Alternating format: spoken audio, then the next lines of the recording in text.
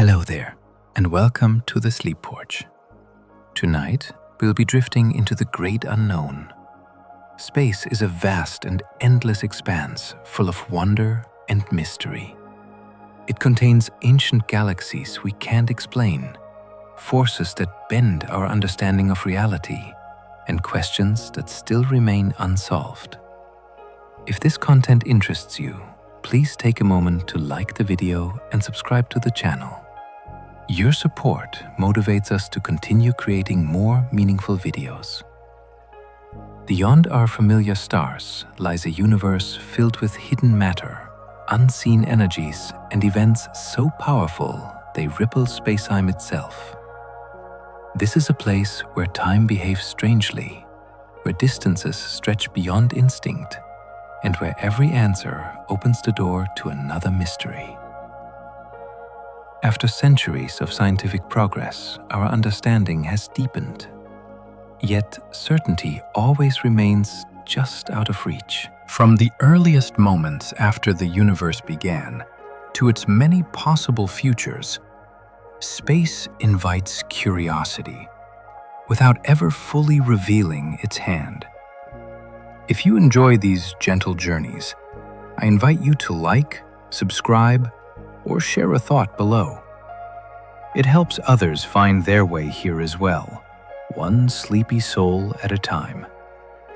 But for now, all you need to do is relax. Let your body grow soft. Allow your breathing to slow, and let the day gently fade as we explore the mysteries of space together. Let's begin. Dark energy is speeding up the universe, and we still do not know why. For a long time, it seemed that expansion should gradually slow under the pull of gravity. Then, distant exploding stars were measured and appeared farther away than expected. The simplest interpretation was astonishing. Expansion is accelerating. Something is causing space itself to stretch faster over time. We call this influence dark energy because its true nature remains unknown. It might be a constant property of space that never changes. It could be a field that slowly evolves as the universe ages. It might even suggest that gravity behaves differently on the largest scales. The mystery matters because it shapes the distant future. If acceleration continues, galaxies beyond our local group will drift from view, and the observable universe will grow lonelier with time. A single alien signal could change everything. And we keep listening. The night sky looks calm, but many scientists treat it like a channel that might one day carry a message. A true extraterrestrial signal would likely have properties that make it hard to dismiss, such as narrow bandwidth, clear modulation, repetition, and a sky position that stays fixed among the stars. Even then, the first response would be caution. Observers would try to rule out satellites, aircraft, and terrestrial transmitters. They would ask other observatories to confirm the detection, using different instruments and different locations on Earth. Only after careful checks would the world hear about it. And even then, the meaning might remain unknown. A beacon could be intentional, like a lighthouse. It could also be accidental leakage from technology. By the way, confirmation would be a turning point in history, because it would answer one question with stunning clarity. We are not alone in being capable of making signals. That one fact would reshape philosophy, science, and identity at once. Until then, the listening continues in quiet rooms filled with screams, where spikes in data are treated like whispers that might matter. Some galaxies look unexpectedly grown for such an early moment in the universe, which raises questions about our own cosmic timeline. When powerful telescopes look far away, they look back in time. Some of the galaxies seen at extreme distances appear surprisingly bright and organized for such an early era. That suggests stars were forming rapidly and that heavy elements and dust may have built up faster than many models expected. It raises practical questions. Did the earlier stars grow unusually massive? Did gas cool more efficiently than we assumed? Did black holes form early and helped shape their host galaxies? Or are we misreading the light because dust and complex star formation can mimic maturity? Each new survey adds more candidates and better spectra, which helps confirm distances and ages. The mystery is productive. It forces theorists to refine how the first structures assembled out of a young and turbulent universe. The universe might be infinite, or it might wrap around. We know we can see only a limited volume because light has had a limited time to reach us. Beyond that horizon, space continues, but its overall shape is still an open question. One possibility is endless extension with no boundary and no edge. Another is that space is finite, yet unbounded. More like the surface of a sphere, where traveling far enough in one direction could in principle bring you back. Some models allow more intricate shapes, like a three-dimensional hall of mirrors, where patterns repeat at vast scales. Astronomers test these ideas by searching for repeated structures in the cosmic microwave background, and by studying how galaxies are distributed across the sky. So far, the data do not give a final answer. The mystery is humbling. The universe may be far larger than anything we can ever observe. We do not know what happened before the Big Bang. The earliest moments we can describe with confidence come after the universe was already expanding and filled with hot matter and radiation. Before that, our equations become uncertain because they push into energies where gravity and quantum rules collide. Some thinkers treat the question as meaningless because time itself might have begun with the Big Bang, leaving no earlier chapter. Others explore ideas where a previous universe contracted, then bounced into expansion, or where our universe formed as a bubble inside a larger reality. There are also proposals involving quantum creation, where the universe appears as a natural fluctuation of fundamental fields. The challenge is evidence. We need traces that survive from those earliest instants, and nature may have erased them. Still, the question persists because it is the ultimate origin story. It asks what kind of reality can give rise to time, space, and lore. Venus spins backwards slowly, and its history is still mysterious. Venus rotates in the opposite direction to most planets, and it does so at a leisurely pace. A day there is longer than its year. That odd behavior suggests something dramatic happened, or that long-term forces quietly reshaped the planet's spin. One possibility is a giant impact early on, the kind that can flip a planet's rotation and leave it wobbling. Another is that thick atmosphere and tides raised by the sun gradually torqued the planet into its current state. Venus also has fierce winds that race around the planet much faster than the ground turns. And that atmospheric superrotation may interact with the solid planet in subtle ways. Understanding the spin matters because it connects to Venus's climate story. Rotation influences circulation, cloud patterns, and how heat moves. Venus is Earth's near twin in size, yet its surface is crushingly hot, and its air is heavy with carbon dioxide. The backward spin is one more clue that its path diverged sharply from ours. Mars makes methane sometimes, and its source is still disputed. Methane is intriguing because it does not last very long in a planet's atmosphere.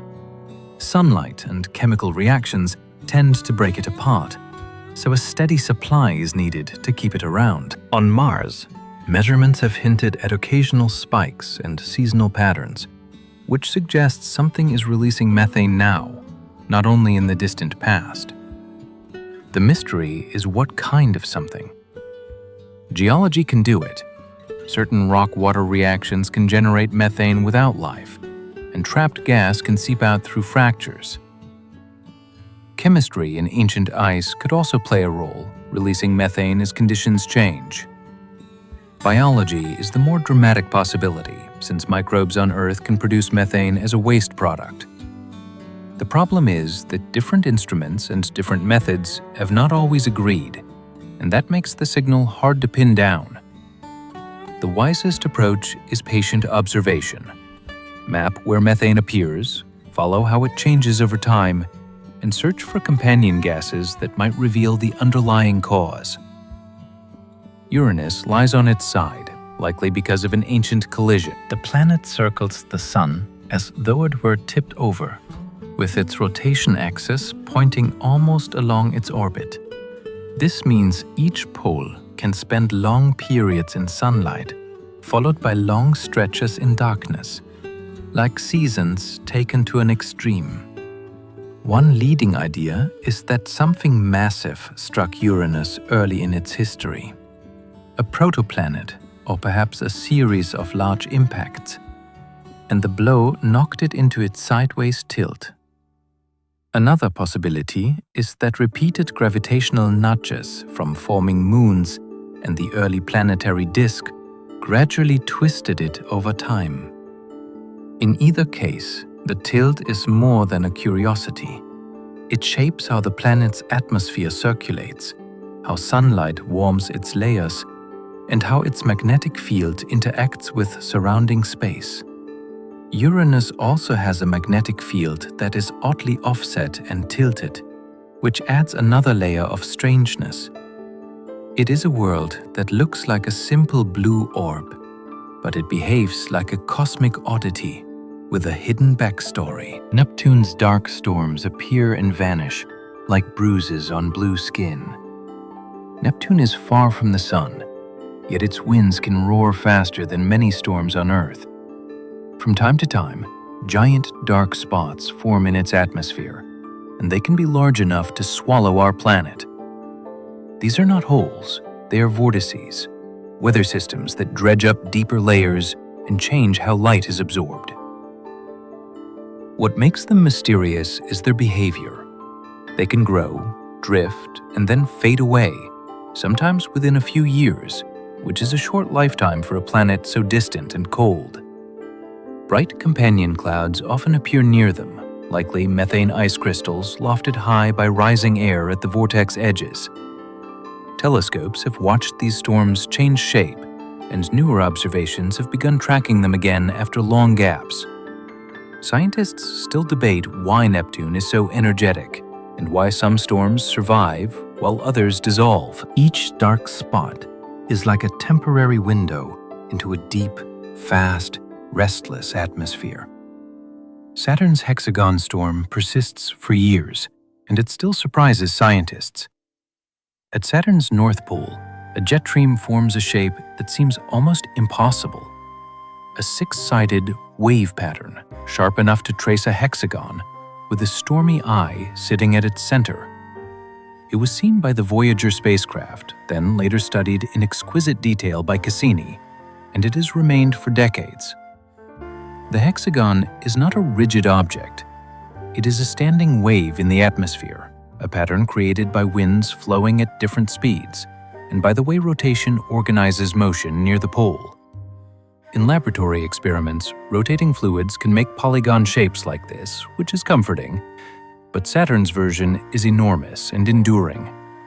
The mystery is in the stability. Why does this pattern hold its edges so cleanly? And why does it resist breaking apart into chaos? Cassini also showed seasonal changes in color and brightness, suggesting chemistry and sunlight influence the structure. It is a reminder that even clouds can form geometry, and that planetary weather can become something like architecture. Jupiter's Great Red Spot is shrinking, and its future is unknown. This storm has raged for centuries, and it is so large that it once could have swallowed multiple Earths. It is an anticyclone, a rotating system with high pressure at its center, and it sips within Jupiter's banded atmosphere like a long-lived whirlpool. Over recent decades, measurements have shown it getting smaller, though it can still tower over our planet in scale. The storm also changes color, sometimes a deeper brick red, sometimes a paler salmon. And the reason likely involves chemistry, sunlight, and how material is our wall. Stirred upward from deeper layers, Jupiter's surrounding jet streams feed and shear the spot, and smaller vortices sometimes collide with it like eddies joining a larger current. Will it fade away or settle into a smaller but stable form? Scientists model the storm's energy budget, its vertical structure, and how it exchanges heat with its surroundings. The mystery feels personal because the Great Red Spot is one of the few cosmic features you can recognize by name, and it is changing before our eyes. Some moons may have hidden oceans warmed by tidal squeezing. A moon does not need sunlight to stay interesting. If it is caught in a gravitational tug-of-war, its interior can flex over and over again, and that flexing creates heat. The process is called tidal heating, and it can keep water liquid beneath an icy shell, even in the cold outer solar system. The key is an orbit that is not perfectly circular. When the moon moves closer to its planet, gravity pulls harder, and when it moves farther away, the pull eases. The constant kneading warms the inside, like a bent paper clip that heats at the crease. This idea changes the map of possible habitats. A distant moon can have a long-lived ocean, chemical gradients, and perhaps hydrothermal systems on the seafloor. Scientists look for hints through surface cracking, magnetic signatures, and plues. And by measuring how a moon wobbles as it orbits, hidden oceans turn small worlds into deep mysteries, because they might be both common and concealed. There may be rogue planets drifting starless, invisible in the dark. Not every planet must circle a star forever. In the chaos of young solar systems, close gravitational encounters can fling worlds outward. A planet can be exiled into interstellar space, where it becomes a wanderer between the stars.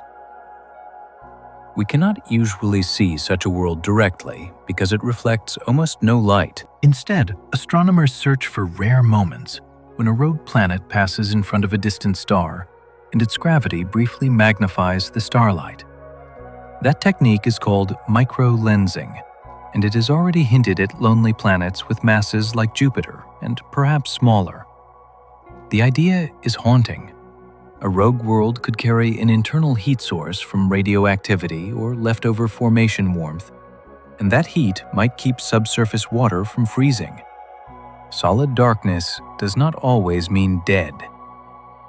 The laws of physics seem finely balanced, and nobody knows the reason. Many features of our universe depend on numbers that could, in principle, have been different. The strength of forces, the masses of particles, and the way protons and neutrons interact all shape what matter can become. One famous example is carbon. Stars forge it through a delicate sequence of nuclear reactions, and the details depend on just the right energy levels inside atomic nuclei. If those levels shifted, carbon chemistry could be rare, and complex molecules might struggle to appear. Other balances show up in how long stars live, and in whether stable atoms can exist.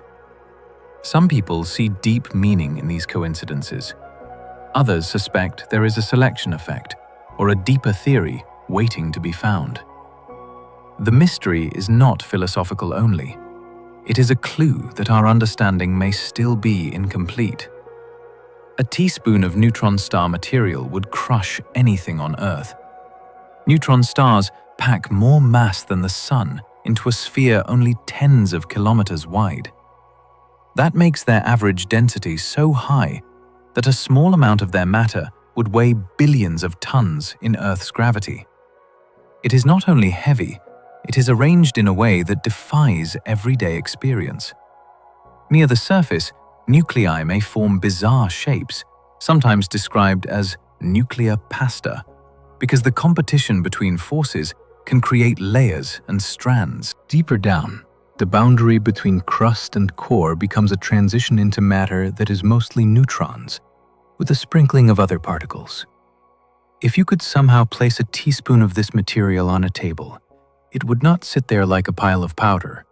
It would fall through, violently compressing whatever was beneath it until the pressure matched its nature. Of course, it would also instantly expand and change if removed from its native pressure, which is part of why this crushing substance stays safely locked inside neutron stars. Antimatter should exist everywhere, yet the cosmos prefers matter. In particle physics, matter and antimatter are twins with opposite charge, and when they meet, they annihilate into energy. The early universe should have made both in nearly equal amounts. If that balance had held, almost everything would have vanished into radiation, leaving a thin fog and little else. Yet here we are, in a universe full of atoms, planets, and chemistry. Something tipped the scales by a tiny amount, leaving a small excess of matter that survived. The leading explanation involves processes that violate certain symmetries, allowing reactions that treat matter and antimatter slightly differently. Experiments study rare particle decays, and they search for subtle asymmetries that could explain the cosmic outcome. The mystery is profound because it connects the smallest lab measurements to the existence of every star and every breath. A minute imbalance became everything. Neutrinos stream through Earth, and most pass through you without notice. They are among the most abundant particles in the universe, yet they interact so faintly that they slip through rock, metal, and flesh as if nothing were there. The Sun produces them in enormous numbers through nuclear reactions, and distant cosmic events generate even more. To detect them, scientists build observatories deep underground, within Antarctic ice or beneath the ocean, where layers of shielding block other particles. When a neutrino does interact, it can create a brief flash of light in water or ice, like a tiny blue whisper. Each signal becomes a message from places light struggles to escape, including the dense cores of stars and the centers of violent explosions. Neutrinos also carry clues about fundamental physics, such as their incredibly small masses and the way they change flavor as they travel.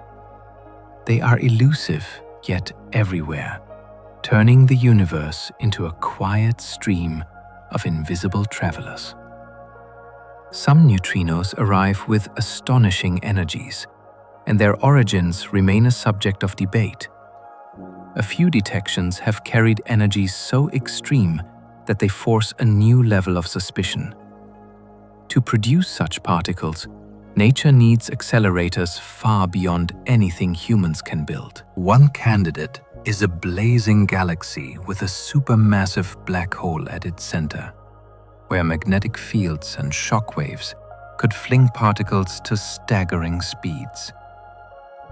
Another is the aftermath of violent stellar death, where jets punch through surrounding material and create cascades of high-energy debris. There are also more speculative possibilities, including the decay of heavy relic particles from the early universe. The difficulty is that neutrinos travel almost in straight lines, but the number detected is still small, and pinpointing origins is hard. Each rare event becomes a detective story that combines timing, direction, and other messengers like gamma rays. When one matches up, it feels like the universe briefly lifted a veil. Cosmic rays strike with shocking power, and their origin is unclear. These are not rays in the ordinary sense. They are particles, often protons or heavier nuclei, arriving from space at speeds close to light. When they slam into the atmosphere, They trigger showers of secondary particles that spread across kilometers. And ground arrays can record the cascade. And that raises the question of what launched them. Supernova remnants can accelerate particles through expanding shock fronts, and that likely explains many. The highest energy visitors are harder to place. They may come from active galaxies, from colliding galaxy clusters, or from rare cataclysms we have not fully recognized. Magnetic fields bend their paths, which makes it difficult to trace them back like arrows. Even so, patterns in arrival directions and composition are starting to hint at answers. The mystery is a reminder that space is not only vast, it is energetic and restless. Gamma-ray bursts can sterilize planets, yet they are still poorly understood. For a few seconds, a gamma-ray burst can release more energy than the Sun will emit over its entire lifetime. And much of that energy can be funneled into narrow-dyne jets. If one of those jets were aimed at a nearby habitable planet, high-energy radiation could damage ozone and drive harsh changes in atmospheric chemistry. Luckily, such bursts are rare in any one galaxy, and the jet must point directly toward the target. Even so, they are powerful enough to shape ideas about how often life can persist in certain regions of the cosmos. We now know there are at least two main kinds. Some are linked to massive stars collapsing, and others to mergers of neutron stars. Yet the detailed physics of the jets, the magnetic fields, and the particle cascades remains an active puzzle. Each burst is a brief lighthouse, announcing extreme events across the universe, then disappearing before we fully grasp it. Magnetars have magnetic fields so strong they warp atoms themselves. These neutron stars are born in violence, and they carry magnetic fields so intense that matter behaves in unfamiliar ways. In a magnetar's grip, electrons are forced into tight spirals, and atoms become stretched and distorted along magnetic lines. The star's crust can also crack under magnetic stress. When it does, the surface can jolt like a starquake and unleash a giant flare. Some of these flares are so bright that if one happened close enough, it could briefly affect Earth's upper atmosphere. Magnetars also produce eerie signals in X-rays and gamma rays, and they can pulse like a heartbeat that refuses to settle. A few fast radio bursts have been linked to magnetar outbursts, which makes them suspects in one of astronomy's newest mysteries. They are small, dense, and utterly extreme, like physics turned up to its loudest setting. Pulsars are cosmic lighthouses, and some spin faster than kitchen blenders. A pulsar is a neutron star that sweeps a beam of radiation through space as it rotates. If that beam crosses Earth, we see a pulse, then another, with astonishing regularity. Some spin only a few times each second.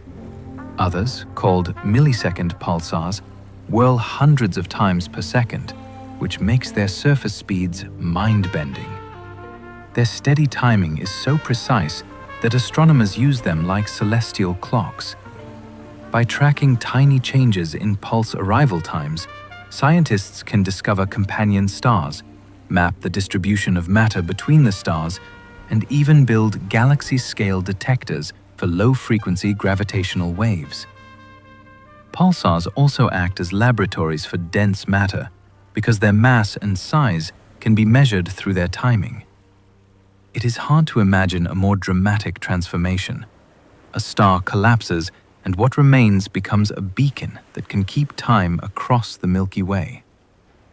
Some pulsars glitch suddenly, like a star skipping a beat. Most pulses arrive with reassuring steadiness, and then a pulsar can abruptly spin a little faster. The change is small, but it is unmistakable. It is as if the star has been saving up angular momentum and then releasing it in a single step. One leading idea involves the neutron star interior. Beneath the crust, parts of the star may behave like a superfluid, which can store rotation in a different way than normal matter. When that hidden component reconnects with the crust can be tugged forward. Another possibility involves the crust itself shifting as it cools and stresses build. After a glitch, the pulsar often relaxes slowly, like a clock finding its rhythm again. These events are precious because they offer rare clues about the unseen layers inside neutron stars. We cannot drill into them, so we wait for them to stumble and reveal their secrets. Fast-spinning neutron stars may hide exotic matter in their cores. Neutron stars are already strange, but the deepest regions may be stranger still. The pressure in the core can exceed anything we can reproduce on Earth, and that pressure may force matter into new states. Some models suggest neutrons and protons could dissolve into a sea of quarks. Others allow hyperons, heavier relatives of ordinary particles, to appear. There are even proposals for more exotic phases, where matter becomes a kind of dense soup with unusual symmetries. Rotation matters because it changes the star's shape and internal balance. A rapid spin can support a slightly larger mass before collapse, and it can affect how heat and magnetic fields move through the interior. By measuring masses, radio stars deform in mergers. Astronomers try to narrow down what is possible inside. Every observation is a constraint on the recipe of ultra-dense matter. And the core remains one of the most secret places in the universe. Some radio bursts last milliseconds and outshine whole galaxies. Fast radio bursts appear as sharp pops in radio telescopes, and many last only a few thousandths of a second. Even so, their brightness implies an enormous release of energy, packed into a brief blink. Some bursts repeat from the same region of sky, which suggests a long-lived engine. Others have been seen only once, which hints at a catastrophic event. The signals arrive smeared across frequencies, which reveals how much charged material they traveled through on their journey. That makes them not only a mystery, but also a tool. By tracking where they come from, astronomers have linked some to distant galaxies and to extreme environments. Magnetars are strong suspects for at least part of the population, but the full story is still unfolding. We might be missing most of the universe's normal matter. Even after accounting for stars, planets, and glowing gas, ordinary matter seems to come up short when compared with what the early universe predicts. This is not dark matter. It is the familiar kind made of protons and neutrons. The leading idea is that the missing material is spread thinly through space as warm to hot gas stretched along the filaments between galaxies. It would be hard to see because it is faint and diffuse. Astronomers hunt for it by looking for subtle absorption fingerprints in ultraviolet and X-ray light from distant sources, and by mapping how hot gas scatters the cosmic microwave background. In recent years, evidence has been building that much of it really is out there, hiding in the cosmic web. The mystery is a reminder that even the ordinary can be hard to find. Black holes hide their interiors forever, and physics still argues about it. A black hole is not just a heavy object. It is a region where escape becomes impossible once you cross a boundary called the event horizon. Light can orbit near it, but inside the horizon, every path leads deeper inward. That makes the interior hard to describe with confidence. Our best theory of gravity predicts a singularity where density and curvature blow up, which is usually a sign that the theory has reached its limits. Meanwhile, telescopes can study what happens outside. Gas heats to extreme temperatures as it spirals in, and jets can punch outward for light years. We have even imaged a dark shadow surrounded by glowing plasma. The inside remains hidden, like a sealed room whose door opens only one way. We can listen to space-time ring after black holes collide. When two black holes spiral together, they do not crash like solid objects. Instead, they disturb the fabric of space-time and send out gravitational waves. On Earth, detectors such as LIGO and Virgo record those waves as minuscule changes in distance, smaller than a proton, across arms that stretch for kilometers. The signal climbs in pitch and strength as the orbit tightens. Then comes the final merger, followed by a fading tone known as the ring-down. That ring-down is the newly formed black hole settling into its final state, like a struck bell slowly losing its vibration. By comparing the signal with theory, scientists can estimate masses and spins, and test whether gravity behaves as Einstein predicted under extreme conditions. It is a form of astronomy based on listening. The universe also contains a cold spot, whose origin remains uncertain. In the cosmic microwave background, the faint afterglow of the early universe, there is a region that appears slightly cooler than the areas around it. The difference is subtle, yet it spans a large patch of sky, making it difficult to dismiss. One possibility is simple chance. Random fluctuations can produce unusual patches now and then. Another idea is that we are looking through an enormous underdense region, a cosmic void that lets light lose a bit of energy as it travels. Some scientists have even explored more exotic explanations that involve unusual structures in the early universe. The cold spot sits at the border between anomaly and discovery. It reminds us that the universe still keeps secrets, even in its oldest light. Dark matter outweighs stars, yet no one has ever seen it. When astronomers measure how fast galaxies spin, the outer stars move as if extra mass is holding them in orbit. The visible matter is not enough. The same hidden pull shows up when galaxies bend background light into arcs, and when clusters crash through each other and their gravity ends up separated from their old gas. It is as if most mass is present only through its gravity. For decades, laboratories have tried to catch dark matter as it drifts through Earth. So far, detectors have heard mostly silence. That silence is part of the mystery. Whatever it is, it does not shine. It rarely bumps into normal atoms, and it shapes the architecture of the cosmos. Stellar nurseries hide behind dust, and infrared eyes reveal them. The places where stars are born are often wrapped in thick clouds of cold gas and dust. In visible light, those clouds can look like dark holes punched into the Milky Way. Inside, gravity gathers material into dense knots, and those knots heat as they collapse. The earliest phases are hidden from ordinary telescopes, but infrared light can slip through the dust far more easily. With infrared cameras, a once black patch becomes crowded with newborn stars, glowing disks, and jets that carve narrow cavities into the surrounding cloud.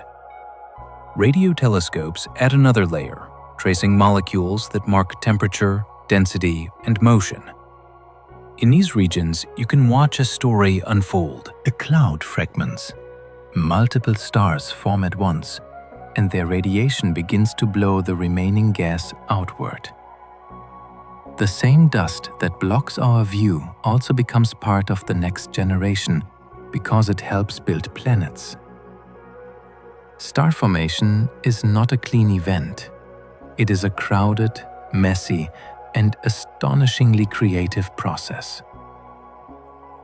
Brown dwarfs are failed stars, and their boundary is still fuzzy. Brown dwarfs form like stars by collapse of a gas cloud, but they never become hot enough in their cores to sustain normal hydrogen fusion for long. They sit in the middle ground between planets and stars, and that is not a sharp line. Some brown dwarfs can briefly fuse deuterium, a heavier form of hydrogen, early in their lives. That provides a kind of faint ignition that quickly fades as the fuel runs out. Because they are cool and dim, many were missed until infrared surveys began to uncover them. Their atmospheres can host clouds made of exotic minerals, and their weather may include storms unlike anything on Earth. Some even have auroras, hinting at strong magnetic activity. The mystery is partly a naming problem. At what point does a massive planet become a brown dwarf? And when does a brown dwarf deserve to be called a star? Nature does not always respect our categories. Some stars dim oddly, and the simplest explanation is not settled. Most stars vary in brightness for familiar reasons. Star spots rotate in and out of view. Planets transit like tiny eclipses, and dusty disks can cause smooth fading. Yet a few stars show dips that are irregular, deep, and difficult to predict. In some cases, the dimming events do not repeat on neat schedules, which makes them hard to tie to a single orbiting planet.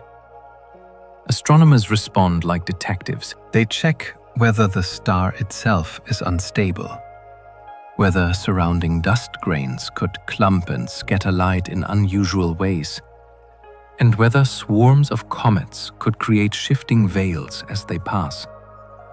Spectra can reveal whether the star's light is being filtered, which can point toward dust rather than something solid. Public imagination sometimes leaps to extravagant ideas, and scientists take those ideas seriously enough to test them, then follow the evidence where it leads. The excitement is real. A star that refuses to behave is an invitation to learn something new about stellar systems and about our own assumptions. The cosmic microwave background is baby light still filling all space. This glow began when the universe cooled enough for electrons to settle onto nuclei, letting light finally travel freely instead of bouncing endlessly off T-bell. Charged particles. That moment happened long before stars existed. So the light carries a record of a cosmos that was still simple, hot, and smooth. Today it arrives from every direction as microwaves chilled to just a few degrees above absolute zero by billions of years of expansion. It is so uniform that early observers were stunned. And yet, it is not perfectly even. Spacecraft have mapped tiny temperature differences across the sky, and those faint variations act like a fossil photograph. When you look at this background, you are not seeing a place. You are seeing a time stamped across the whole sky. Tiny ripples in that ancient glow became today's galaxies. Those slight warm and cool patches were not weather. They were minute differences in density where gravity had a little more to grab. Over immense time, the denser regions pulled in more matter, growing from subtle wrinkles into vast structures. The less dense regions became cosmic voids, the quiet valleys between crowded filaments. The beauty is that these ripples can be measured precisely, and their pattern acts like a barcode for the universe's ingredients. The sizes of the patches tell scientists how fast sound waves once moved through the early plasma, and they help reveal how much ordinary matter was available to clump. Later, when the first stars finally ignited, they did so inside these seeded wells. In a real sense, every spiral arm and star cluster began as a near-invisible tremble in ancient light. Inflation may have happened faster than light in the first heartbeat. This idea was invented to explain why the universe looks so similar in opposite directions, and why space appears so close to flat on the largest scales. The proposal is that a brief burst of rapid expansion stretched a tiny uniform region into something enormous. That expansion would not be objects moving through space faster than light. It would be space itself growing, which relativity allows. If inflation happened, it would have smoothed away sharp curvature and diluted odd relics that would otherwise crowd the universe. It also offers a curious bonus. Quantum fluctuations, which are normally microscopic, could have been stretched to astronomical sizes, becoming the seeds for later structure. Scientists look for its fingerprints in the statistical pattern of the cosmic microwave background and impossible signals from primordial gravitational waves. White dwarfs can explode, and scientists are still refining why some do. A white dwarf is the dense remnant left behind after a sun-like star reaches the end of its life. It is supported by a quantum rule that prevents further collapse, allowing it to endure for billions of years. Yet, under the right conditions, it can become unstable. If a white dwarf draws gas from a nearby companion star, the new material can accumulate on its surface. Sometimes, that outer layer ignites in a runaway burst, creating a nova that brightens dramatically before fading. In other situations, the buildup can push the white dwarf toward a critical mass, where the interior ignites in a catastrophic thermonuclear explosion. Such an event can briefly outshine an entire galaxy. Scientists continue working to understand the precise pathways, since the outcome depends on composition, internal mixing, and how the companion feeds the dwarf. It is a quiet remnant that can suddenly become one of the brightest objects in the universe. And that contrast is part of the mystery. Typer supernova measure the cosmos, yet their details are tricky. These explosions are prized because they can be used to estimate enormous distances. They tend to reach similar peak brightness, and astronomers can adjust for differences by tracking how quickly the light fades. That made them a cornerstone for discovering cosmic acceleration. The trouble is that nature rarely gives a perfect standard. Some Type 1 events may come from a white dwarf steadily gaining mass from a companion. Others may come from two white dwarfs spiraling together and merging. Those different origins can subtly change the amount of nickel made, which affects how bright the explosion becomes and how a light curve behaves. Dust in the host galaxy can also dim and re-in the light in ways that are hard to untangle. Researchers tackle this by studying nearby examples in detail and by building huge samples that reveal patterns. The method remains powerful, but the story behind each explosion is still being sharpened. And that matters when you are measuring the fate of the universe. The W signal was real, and it never returned. On an August night in 1977, a radio telescope called Big Ear was scanning the sky when it caught a narrow end signal that rose, peaked, and faded over about 72 seconds. A researcher later circled the printout and wrote, "Wow," and the name stuck. The frequency set close to the hydrogen line, a natural place to listen, because hydrogen is everywhere in the cosmos. The strange part is what happened next. Follow-up observations listened again and again, and nothing matched it. No repeating beacon, no obvious human source that could be confirmed. That leaves a mystery shaped like a single footprint. It could have been an unusual reflection, a rare astrophysical event, or something engineered that swept past once and moved on. It remains a reminder that one clean anomaly can haunt science for decades. The Fermi paradox asks why the galaxy feels so quiet. The Milky Way is ancient, and it contains hundreds of billions of stars. Many are far older than the Sun, which means a technological civilization could have had immense time to spread, to build, to leave signs. Yet when we look out, we see no obvious traffic, no cities across the stars, no unmistakable signals. That tension is the heart of the paradox. It is not proof that we are alone. It is a prompt to think carefully about what we assume. Maybe life is rare, or intelligence is fragile. Maybe advanced societies do not broadcast. Maybe they live in ways that are hard to notice, using low-power communication or staying close to home. It is also possible we are early, or simply listening in the wrong way. The silence is a data point, and it turns a big question into a careful search strategy.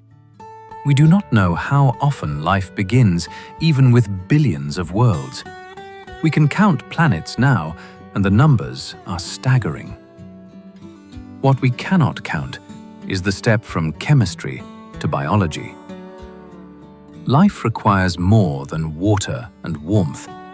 It needs stable environments, useful energy sources, and complex molecules that can copy themselves with enough fidelity to evolve. On Earth, life appeared early, but we do not know whether that means it is easy or whether we got lucky once.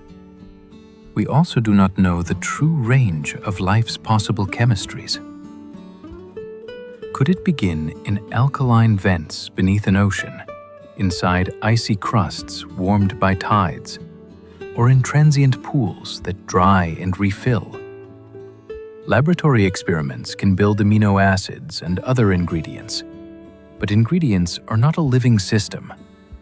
Until we find a second example, every estimate is a wide band of possibility. And that uncertainty keeps the question thrilling. The Drake equation is famous, yet its numbers remain guesses. This equation is not a prediction machine. It is a way to organize wonder into parts that can be studied. It asks how many civilizations might be detectable right now, and it breaks that into questions we can attack one by one. How many stars form? How many have planets? How many planets might be suitable for life? How often life appears? How often intelligence and technology arise? How long a society stays detectable? Some of those pieces are becoming less mysterious. Exoplanet surveys have shown that planets and that alone changed the conversation. Other pieces remain foggy, especially the biological and social ones. The power of the equation is that it turns a single, overwhelming question into a set of smaller ones, each with its own research program. Even when the numbers are uncertain, the structure keeps the search honest, and it reveals what we truly do not know. Some planets may be ocean worlds with no land anywhere. Imagine a planet where every continent is drowned, not by a shallow sea, but by an ocean hundreds of kilometers deep. Such worlds may form when a planet gathers abundant water, or when issue bodies merge during early chaos. At first, that sounds like paradise, but the mystery lies in the details. With so much water, pressure at the bottom becomes immense, and that can create exotic high-pressure ice that behaves more like rock than ice. If that layer forms, it could separate the ocean from the rocky mantle below, which might limit the chemistry that feeds life on Earth. On the other hand, ocean worlds could still have internal heat, and their seas could circulate for eons. They might also have thick atmospheres that trap warmth. We have hints of water-rich planets from mass and size measurements, but proving a global ocean is difficult. Each candidate is an invitation to rethink what habitable really means. Europa likely has a sea, and we still have not tasted it. Europa looks like a cracked eggshell, bright ice scored by long lines and jumbled regions where the surface seems to have broken and refrozen. That terrain hints at a warm layer below, and multiple lines of evidence suggest a global ocean under the crust. Europa orbits Jupiter in a way that flexes it like a stress ball. That tidal squeezing can generate heat inside, keeping water liquid far from the sun. Magnetic measurements also suggest a conductive layer consistent with salty water. If there is an ocean, it may be in contact with rock, and that contact matters.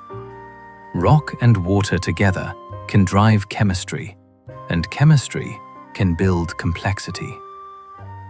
The mystery is axis. The ice shell might be thin in places and thick in others, and we do not yet know where the best windows are. Future missions aim to map the shell, probe the chemistry, and search for signs of active exchange between ocean and surface. Enceladus sprays ocean water into space, carrying complex chemistry. This small moon of Saturn has a south pole that behaves like a Dur field. Long fractures in the ice vent jets of water vapor and ice grains, and those plumes arc outward into space. A spacecraft can fly through them and sample the material directly, which is almost unbelievable as a scientific gift. The plume particles contain salts, which points to liquid water interacting with rock. They also contain organic molecules, the building blocks of more complicated chemistry. Some measurements suggest that tiny grains of silica may form when hot water meets rock at the seafloor, hinting at hydrothermal activity. That combination, water, rock, heat, and organics, is exactly the mix that makes astrobiologists lean forward. The mystery is what the ocean is like, and whether it has stable energy gradients that could support life. Enceladus turns a distant moon into a place you can, in a sense, taste. Titan has rivers and lakes, but they are made of methane. Titan is wrapped in a thick haze, and for a long time, it hid its surface completely. Then, radar mapping revealed something astonishing. Channels carved like rivets, shorelines with bays and inlets, and dark, smooth lakes gathered near the poles. The temperatures are so low that water ice behaves like rock, while methane and ethane can flow as liquids. Titan, in other words, has a weather system that echoes Earth's, but with different chemistry. Methane evaporates, forms clouds, and falls as rain. It pools, it erodes, it reshapes landscapes. A probe once drifted down through the orange sky and landed on a surface scattered with rounded pebbles, as if shaped by flowing liquid. Titan's mystery is not only its strange hydrology. It is the chemistry happening in that thick atmosphere, where sunlight and particles from Saturn's magnetosphere can build complex organics. Titan may be a living laboratory for how prebiotic chemistry behaves on a world unlike our own. Io is the most volcanic world driven by relentless gravity games. Io orbits Jupiter in a tight dance, and other moons tug on it just enough to keep its orbit slightly stretched. That tiny stretch is everything. It means Io is constantly flexed by Jupiter's gravity, and the repeated squeezing heats its interior until rock melts. The result is a world of volcanoes so active that its surface can change within months. Plumes can rise hundreds of kilometers high, and fresh lava can paint the landscape in new colors, from sulfur yellows to dark basalt. Io is effectively an exposed engine room, showing what tidal heating can do when it is pushed to an extreme. The moon's volcanoes also feed a torus of material around Jupiter, adding charged particles to the giant planet's magnetic environment. Watching Io is like watching geology on fast forward. It is a place where the sky can glow with volcanic gases, and where a moon, not a planet, holds the title for volcanic power. Mercury has water ice at the poles despite blazing days. Mercury sits close to the sun, so its daytime surface can become incredibly hot. Yet, near its poles are craters that never see sunlight. Because Mercury's axis is only slightly tilted, the floors of some polar craters remain in permanent shadow. And those shadows can be cold enough to trap ice for billions of years. Radar observations first hinted at bright deposits in these regions, and later spacecraft measurements supported the idea that water ice is present, often buried under a thin blanket of darker material. That cover may be dust and organics delivered by impacts acting like insulation that slows sublimation. The mystery is where the ice came from and how it survived. Comets and water asteroids are strong suspects, and solar-wind interactions may also play roles in surface chemistry. Mercury's polar ice is a paradox that forces you to remember that temperature in space is about sunlight, not distance alone. Even near the sun, darkness can preserve a deep, cold archive. The moon's far side looks different, and we debate why. The near side, the face we see from Earth, is marked by large, dark plains of ancient lava. The far side has far fewer of these maria, and it is more heavily cratered, with a thicker crust on average. This split personality has prompted many ideas. One possibility is that the early moon had an uneven distribution of heat-producing elements, which could have made one side melt more easily. Another is that Earth's warmth in the moon's early days influenced how the near side cooled, changing crust formation. Giant impacts also mattered, since the near side includes huge basins that were later flooded by lava, and the far side has a different impact history. Gravity mapping has revealed mass concentrations beneath some basins, and those structures hint at deep internal differences that shaped later volcanism. The far side is not merely hidden, it is a different chapter of lunar history, and understanding it helps explain how rocky worlds cool, crack, and evolve. Some asteroids are piles of rubble, barely held together. Not every asteroid is a single, solid boulder. Many are loose collections of rocks and dust, clumped together by weak gravity after past collisions shattered larger bodies. These rubble piles can spin, wobble, and shift inside themselves. Some are so fragile that a close pass by a planet can reshape them, pulling material into a new arrangement. Space missions have revealed surfaces covered with boulders, fine regolith, and unexpected slopes that would behave very differently under Earth's gravity. This matters for more than simple curiosity. If we ever need to deflect an asteroid, a rubble pile might react in unpredictable ways. Push too hard and you could scatter it, or only rearrange its pieces. Rubble piles also preserve history. Their fragments are pieces of older bodies, blended together like a cosmic rock slide. When a spacecraft lands and stirs up dust, it is interacting with something more like a floating heap of gravel than a solid mountain. The mystery is how these objects hold together and how they evolve over time under sunlight, rotation, and repeated impacts. Comets may have delivered water, but the story remains complex. Comets are icy visitors from the outer solar system, and they can carry water, carbon compounds, and other ingredients that matter for habitability. Early Earth was battered by impacts, so it is tempting to picture comets as cosmic couriers dropping oceans and chemistry onto a young planet. The complication is that there are multiple sources of water, and not all comet water matches Earth's water perfectly when scientists compare isotopes. Some comets have ratios that are too different, which suggests they cannot be the only source. Water-rich asteroids from the outer part of the asteroid belt are also contenders, and their isotopic signatures can be closer. The likely answer is a blend of deliveries from different populations over time, plus water that was already present in Earth's building blocks. Comets still matter because they bring a cold, preserved record of the early solar system. When they warn near the sun and grow tails, they are not only beautiful, they are ancient messengers shedding clues about how worlds got their ingredients. The Oort cloud is predicted, yet no one has observed it directly. Far beyond the planet, there may be a vast halo of icy bodies surrounding the sun, so distant that even our best telescopes cannot pick out individual bee members.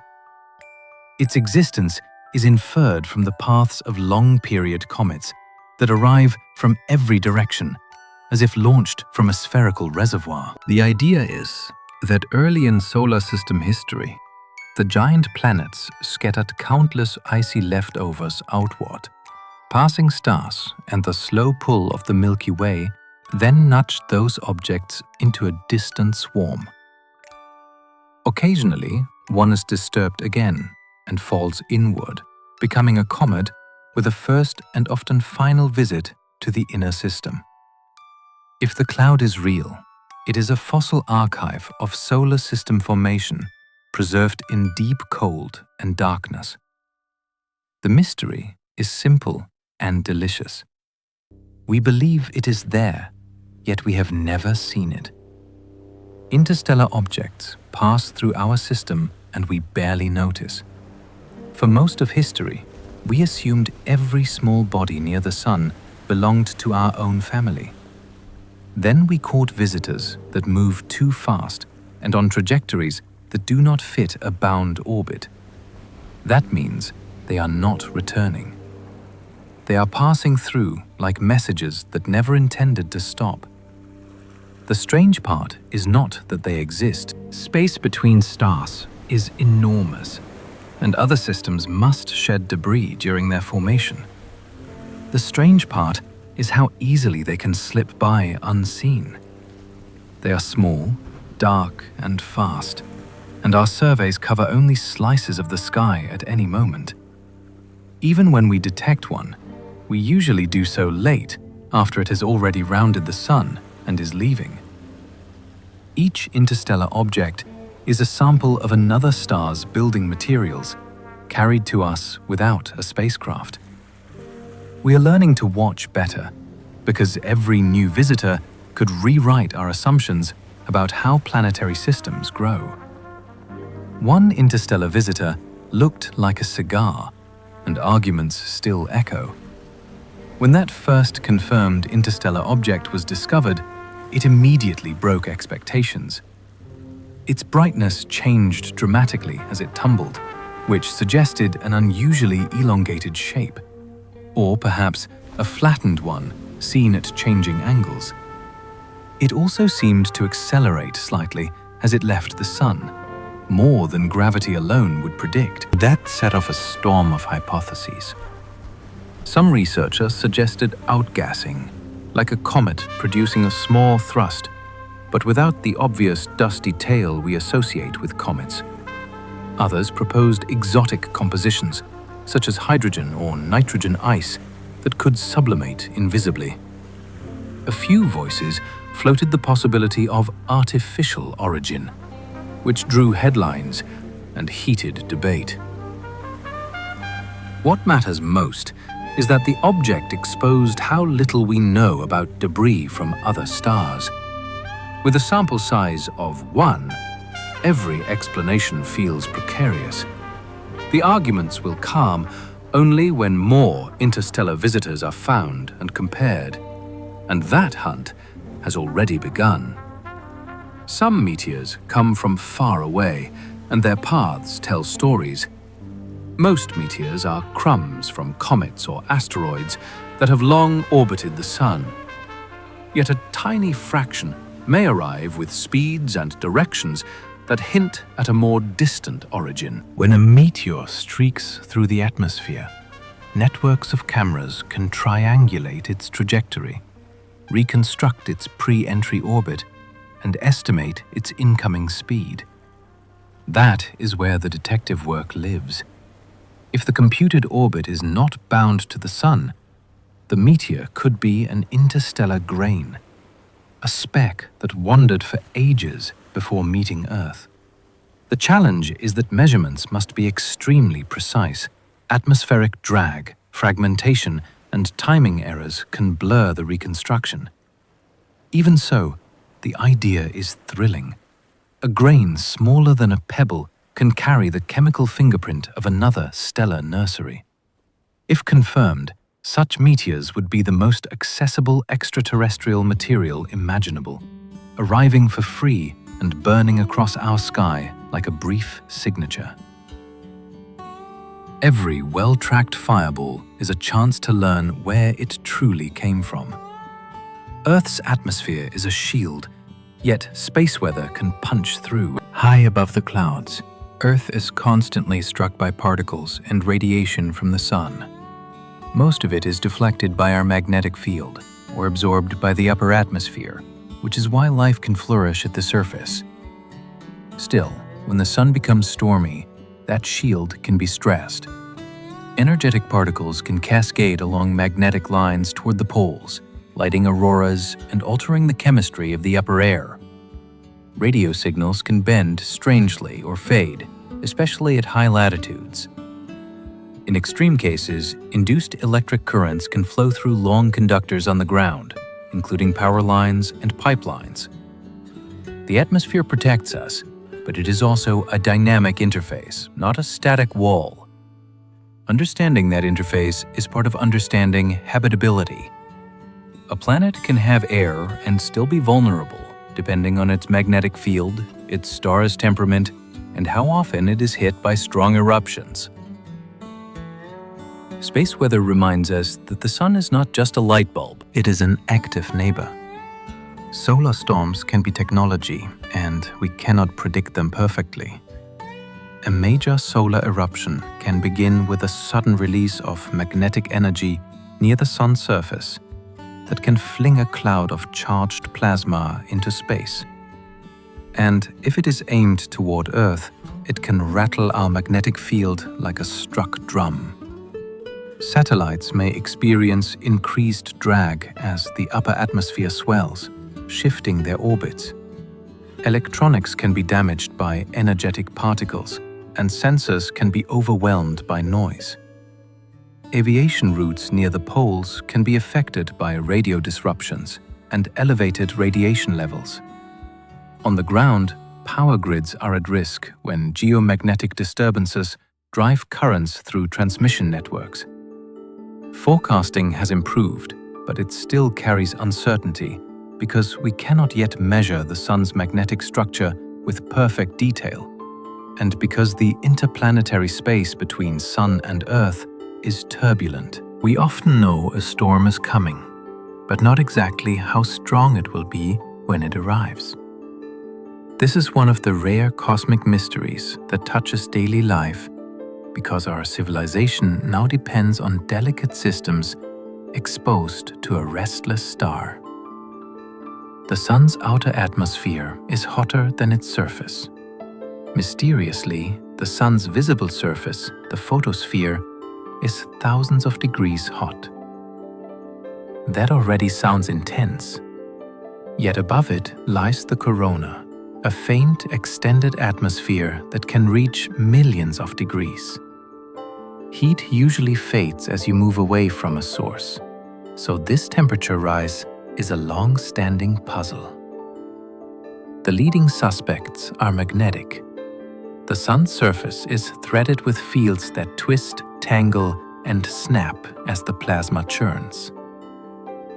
Small-scale eruptions and rapid waves may dump energy upward, heating the corona in bursts too fine to see as individual events from far away. Space missions that skim close to the Sun have begun measuring the corona's environment directly, sampling particles and fields where the heating is thought to occur.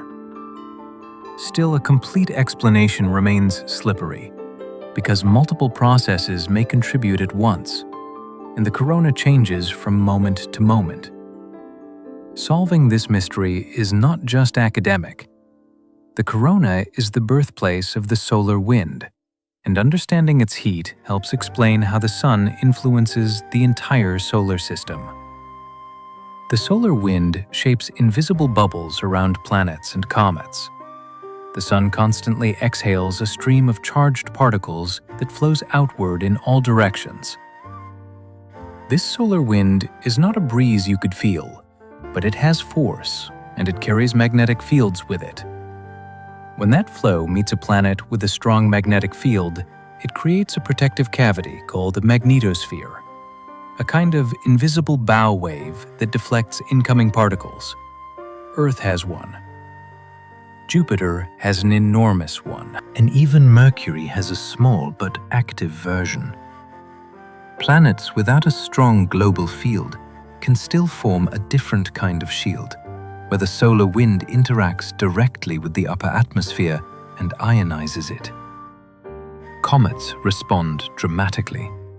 As they warm, they release gas that becomes electrically charged, and the solar wind then sculpts a plasma tail that points away from the Sun, sometimes whipping and snapping as conditions change. These bubbles and tails are shaped by a hidden conversation between particle streams and magnetic forces. It is space weather as sculpture, and it turns emptiness into structure. Space is not truly empty.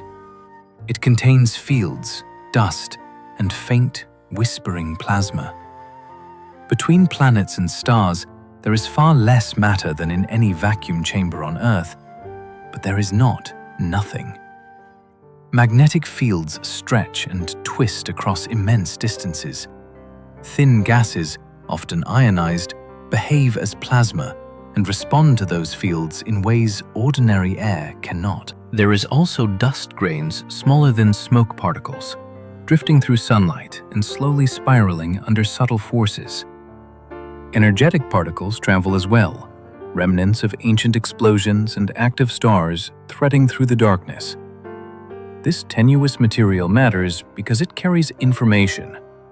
It can scatter light, absorb certain wavelengths, and seed new clouds when the conditions are right. It can also affect spacecraft, charging surfaces and creating small hazards over long journeys. The more we explore interplanetary and interstellar space, the more it appears as a dynamic environment filled with currents and boundaries rather than an empty stage. The mystery is that so much structure can arise from so little substance. Magnetic reconnection snaps like a cosmic rubber band, releasing fierce energy. Magnetic fields store energy when they are forced into stressed shapes.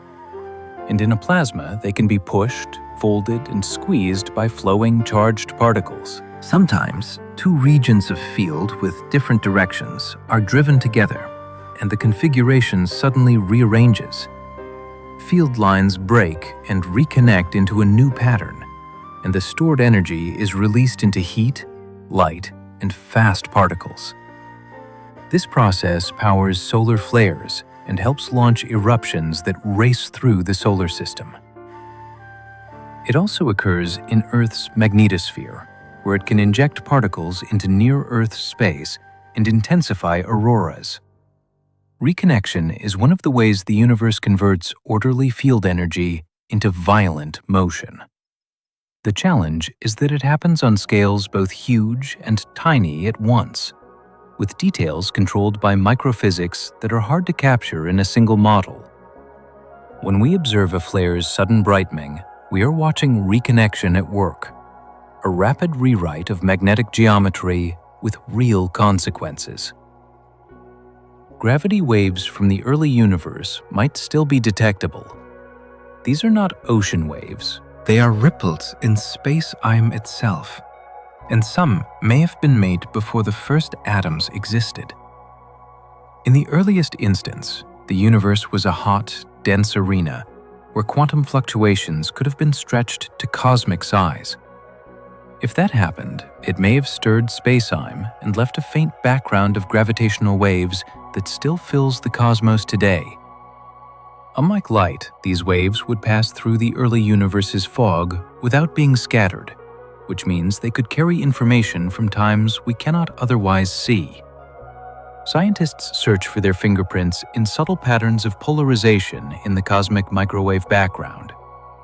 And they also hope future detectors in space will listen at frequencies no ground instrument can reach. Finding this background would be like hearing an echo from the universe's first breath, and it would turn speculation into a measured story. We do not know whether black holes destroy information. When something falls into a black hole, the outside universe can no longer see the details. Only the mass, spin, and electric charge remain visible. That seems to erase the information about what the object was and how it was arranged. Quantum physics dislikes that idea because it treats information as something that cannot simply vanish. This tension has become one of the most famous arguments in modern physics. If black holes truly erase information, then quantum rules may need rewriting. If they do not, then the information must be hidden in some subtle way, perhaps encoded on the horizon or released extremely slowly as the black hole changes. The debate is not only philosophical. It shapes how we think about space, time, and the meaning of a boundary you cannot cross and report back from. Black holes force us to ask whether the universe keeps perfect records even in its darkest places. Hawking radiation is predicted, yet it has never been measured directly. The prediction is almost poetic. HTM physics suggests that empty space is not truly empty, because particle pairs can flicker into existence briefly near a black hole. One member of a pair could fall inward while the other escapes. To an outside observer, it would look as if the black hole is emitting radiation, slowly losing energy in the process. The effect is expected to be incredibly faint for astrophysical black holes, far weaker than the glow of surrounding gas and far colder than the microwave. Background that fills the universe that makes direct detection extremely difficult. Still, the idea is central because it links gravity, quantum theory, and thermodynamics in a single statement. Scientists explore analog experiments, where horizons are mimicked in fluids or light guides, hoping to learn how such emission behaves. Measuring the real thing would be a landmark, because it would confirm that black holes are not perfectly black, and that quantum effects can leak out of gravity's strongest, quote, traps. Black holes might evaporate, but the timescales are mind-bending. If Hawking radiation is real, then black holes do not last forever. They lose energy in tiny amounts, and over unimaginable time, they could shrink. The strange twist is that the smaller a black hole becomes, the faster it is expected to radiate, which means evaporation would start slow and end in a rapid sheam. Finale. For stellar mass black holes, the lifetime would be far longer than the current age of the universe. Even for smaller black holes, if any exist, the lifetimes can still be enormous.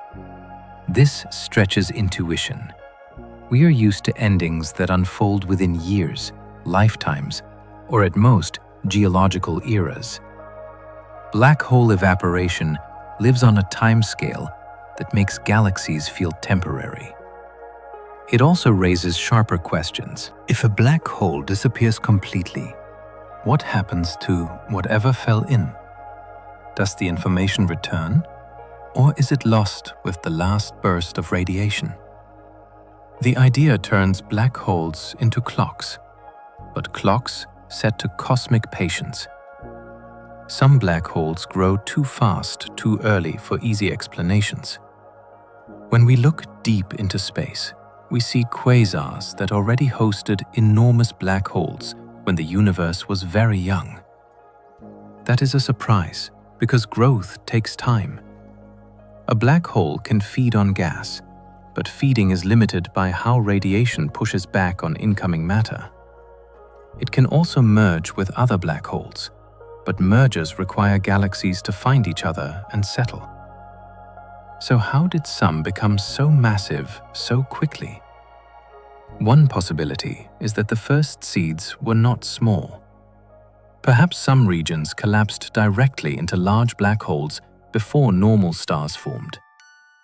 Another possibility is that feeding happened in bursts, with flows dense enough to overcome typical limits, at least for short periods. There is also the messy role of early galaxies, where gas was abundant and chaotic. Each new observation tightens the puzzle because it pins down masses and distances more precisely. These early giants are not just curiosities. They are signposts that our story of cosmic beginnings may need a faster chapter. A galaxy's central black hole can shape star formation far away. It is tempting to picture a black hole as a cosmic vacuum cleaner, but its real power is in how it feeds. When gas falls toward the center, it heats, glows, and can launch energy outward through winds, radiation, and jets. That outflow can push on gas across the galaxy and even beyond it, changing the supply of raw material for new stars. In some cases, the energy may clear gas away, shutting down star formation and leaving an aging galaxy behind.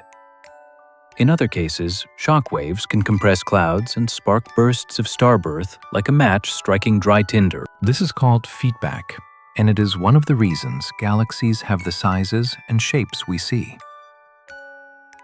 The mystery is in the details.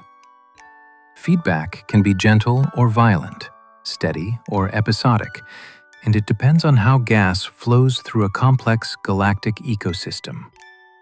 A black hole can be tiny compared to its galaxy, yet it can still influence the fate of billions of stars. Quasars shine across the cosmos, powered by feeding black holes.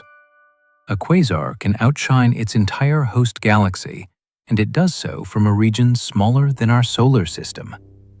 The engine is a supermassive black hole surrounded by an accretion disk where gas spirals inward and heats to extreme temperatures.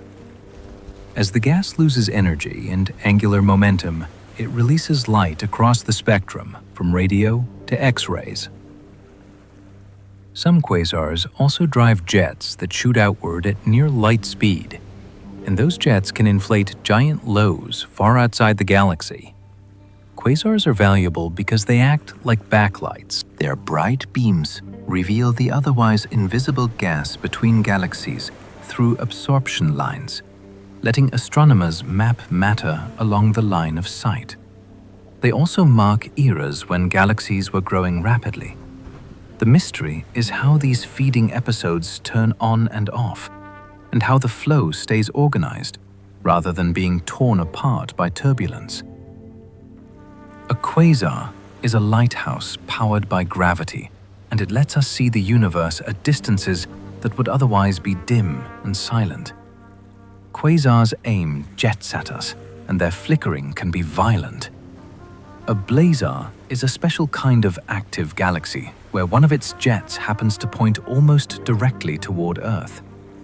That alignment changes everything. Relativistic effects boost the jet's brightness, shorten the apparent timescales, and make its variability look dramatic. A blazar can flare suddenly across multiple wavelengths, sometimes within hours, as if a cosmic spotlight is being shaken. The jet itself is a strange structure, filled with charged particles and threaded by magnetic fields. Shocks can travel down the flow, and magnetic tangles can rearrange, releasing energy in bursts. Some blazars have also been linked to high-energy neutrino detections, which hints that their jets may accelerate particles to extreme energies. The flickering is not random noise. It is a code that describes how matter behaves near a supermassive black hole and how energy is transported across light years. Watching a blazar is like watching the universe in a state of bright, restless focus. Jets from black holes can stretch for millions of light years. It is hard to accept that a single central engine can influence space on such grand scales. But some jets do. They emerge from the vicinity of a black hole, stay narrow for astonishing distances, and then inflate lone where they dump energy into surrounding space. These jets are not made of solid material. They are streams of plasma and magnetic fields, and they can carry enormous power. Along the way, they can punch through the gas between galaxies, heating it and reshaping how it cools. That matters because cooling gas is what can later fall into galaxies and form new stars. Jets can also create bright hotspots where they slam into their environment, producing radio emission that can be mapped across immense volumes. The mystery is how jets remain stable over millions of light years. The flow should be challenged by turbulence and instabilities, yet many jets keep their structure like arrows that refuse to scatter. They are among the largest coherent structures in the universe, drawn not with ink, but with magnetism and motion. The event horizon is a boundary that tests our understanding of reality itself. It is not a physical surface you could touch. It is a mathematical boundary in spacetime defined by escape. Outside it, light can still climb away. Inside it, every possible path leads inward. That makes the horizon a one-way border for information, at least from the perspective of the outside universe. It is also where many profound ideas meet. Gravity is intense there, though not always at its strongest, since in many scenarios a falling observer can cross the horizon without dramatic effects. The drama is for those watching from afar, as signals appear to slow and fade. The horizon raises deep questions about what is real. Is it only a coordinate effect, or does it possess physical properties such as temperature and entropy? Images of a black hole's shadow reveal the region near the horizon, but the true boundary itself remains unseen. It is a line defined by causality itself, and that is why it feels like a test of the universe's rules. Wormholes are allowed by equations, but no evidence has appeared. General relativity permits shortcuts through spacetime, tunnels that could connect distant regions like two doors opening onto the same hallway. On paper, they are called wormholes, and they appear in certain mathematical solutions. The trouble is keeping one open. Gravity wants to pinch the throat closed, and most models require exotic energy that behaves unlike normal matter. Even if such material exists, a wormhole could be unstable, collapsing the moment anything tries to pass through. Astronomers still look for indirect signs, like unusual gravitational lensing that does not match ordinary black holes, or strange timing effects in bar light from distant sources. So far, nothing has passed the tests. Wormholes sit in that fascinating space between imagination and physics. They are not fantasy because the math allows them. They remain unconfirmed because nature has not shown one. Time travel solutions exist on paper, yet nature may forbid them. Relativity already gives a kind of time travel, because clocks tick at different rates when they move fast or sit deep in gravity. That is real, and it has been measured. The more dramatic idea is traveling into your own past. Certain space-time geometries, like rapidly rotating systems or carefully arranged cosmic strings, can produce paths that loop back in time on paper. The problem is that these setups are extreme, and they may not be physically achievable. Even more important, they invite paradox. If the past can be changed, then cause and effect become tangled. Many physicists suspect the universe has a built-in protection, sometimes called chronology protection, that prevents closed time loops from forming. Quantum effects might destabilize any would-be time machine, or the required energy conditions might never arise in nature.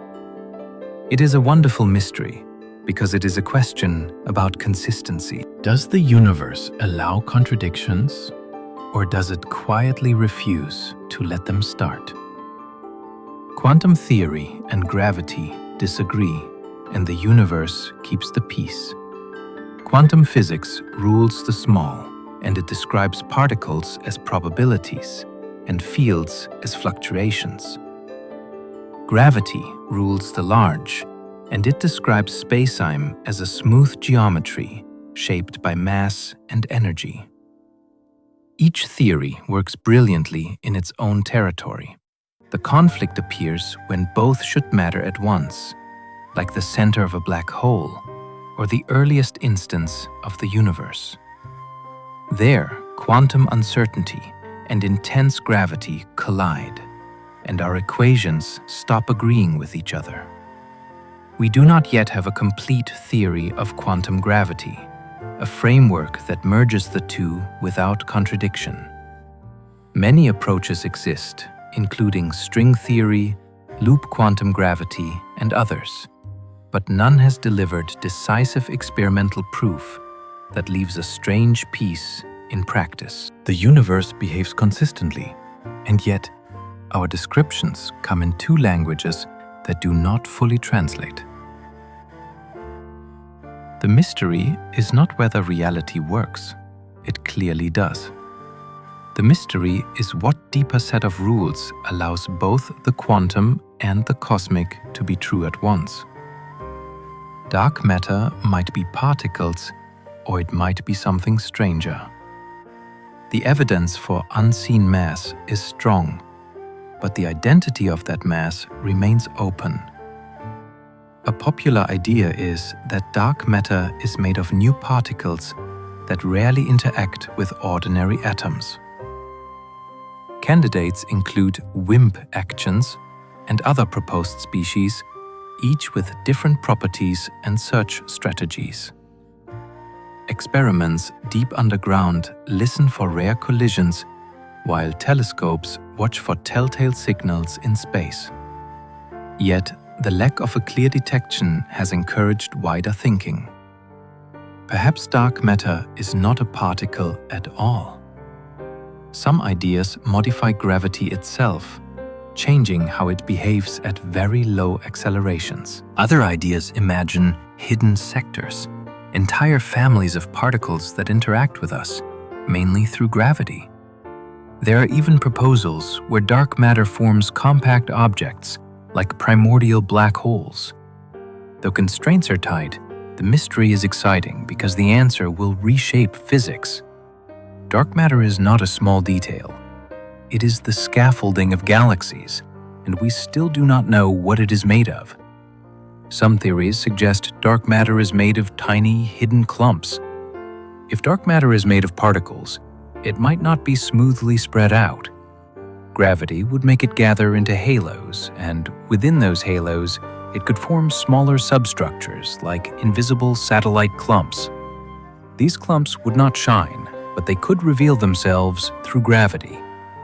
One clue would be slight distortions in gravitational lensing, where a background galaxy's light is bent in a way that hints at extra small masses along the path. Another clue could come from the motions of stars in dwarf galaxies, which may feel the pull of substructure. Even stellar streams in our own galaxy, long ribbons of stars torn from clusters, can show gaps and wiggles if an invisible clump passed through. The idea matters because it could tell us what kind of particle dark matter is. Warm dark matter would erase small clumps, while cold dark matter would allow them. In that way, the smallest structures may carry the biggest answers. Dark energy could be a field or a floor in gravity. The accelerating expansion of the universe is often described as dark energy. But that name is a placeholder, not a solution.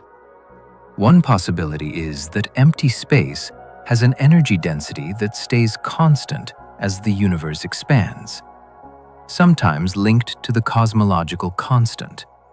Another possibility is a dynamic field that changes slowly over time, which could make acceleration vary across cosmic history.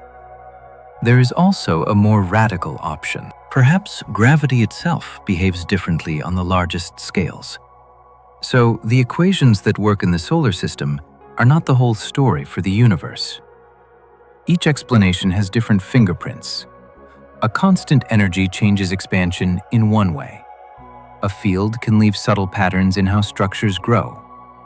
Modified gravity can change how galaxies cluster and how light bends. Observations are improving, but the differences are subtle and the universe is messy. The mystery is not just about acceleration. It is about what space is and whether gravity is exactly what we think it is. The Hubble constant disagrees with itself depending on how we measure. There are two main ways to measure the expansion rate today. One starts nearby, using distance ladders built from objects like Cephard stars and Type ER supernova. It measures the universe as it is now, step by step. The other starts far away, using the cosmic microwave background to infer the expansion rate from the early universe and a cosmological model, then evolving that model forward. These methods should match. They do not, at least not perfectly, and the gap has persisted as measurements have improved. That tension could mean hidden systematic errors like subtle calibration issues or unrecognized biases. It could also mean new physics, such as additional particles in the early universe or changes in how energy behaved long ago. Researchers are bringing in independent checks, including gravitational lens time delays and standard sirens from gravitational waves. The mystery is compelling because it sits at the intersection of precision and surprise.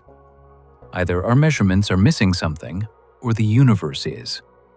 The lithium problem hints our early universe recipe may be incomplete. Big Bang nucleosynthesis predicts how the first light elements formed in the first minutes before stars existed. Those predictions match observations well for hydrogen and helium, and they do reasonably well for deuterium. Lithium is the awkward exception. The simplest models tend to predict more lithium than we observe in the oldest stars. That mismatch has been stubborn, which makes it interesting. The solution could be astrophysical. Perhaps lithium is destroyed or hidden inside stars in ways we do not fully model, especially over billions of years. Or the solution could be cosmological. Perhaps the early universe had additional processes, like decays of exotic particles, that altered element production. Even small changes in particle physics can shift the outcome, because the early universe was a delicate chemical factory. The lithium problem is a small element with a big implication. It suggests we have either misunderstood ancient stars or missed a detail in the universe's first chemistry. Matter and energy may come in hidden forms beyond our detectors. Physics has a history of discovering invisible ingredients by their effects. We found neutrinos because energy seemed to vanish in radioactive decay. We inferred dark matter because galaxies move as if extra mass is present. In the same spirit, there may be additional fields or particles that rarely interact with the forces we use to detect things. Some might couple only weakly to light or only through gravity. Others might exist at energies we have not reached in accelerators or in environments we cannot reproduce on Earth. Hidden components could influence how the early universe expanded, how structures formed, or how stars evolve. They could also show up as subtle anomalies in precision experiments, like unexpected shifts in particle decays or tiny deviations in fundamental Bucca constants. The challenge is that the universe offers many places to hide. Absence of evidence is not evidence of absence, but it is a narrowing map. Each new constraint closes doors, and each unexplained hint opens another. The mystery keeps the frontier alive because it asks a simple question. Have we met all the actors on nature's stage? The vacuum of space may see with temporary particles. In quantum field theory, what we call empty space is not a static void. Fields exist everywhere, and they can fluctuate even when no particles are present. These fluctuations are not directly visible, but their effects can be measured. The case effect, for instance, shows that two closely spaced metal plates feel a tiny attraction, as if the vacuum has pressure that changes with geometry. On cosmic scales, vacuum behavior may matter even more. If space has an inherent energy, it could contribute to cosmic acceleration. If vacuum fluctuations influenced the early universe, they could have seeded structure by providing the initial irregularities that gravity later amplified. The vacuum also raises deep questions about what is real. If something with no obvious substance still has measurable properties, then emptiness becomes a kind of physical medium with rules and limits.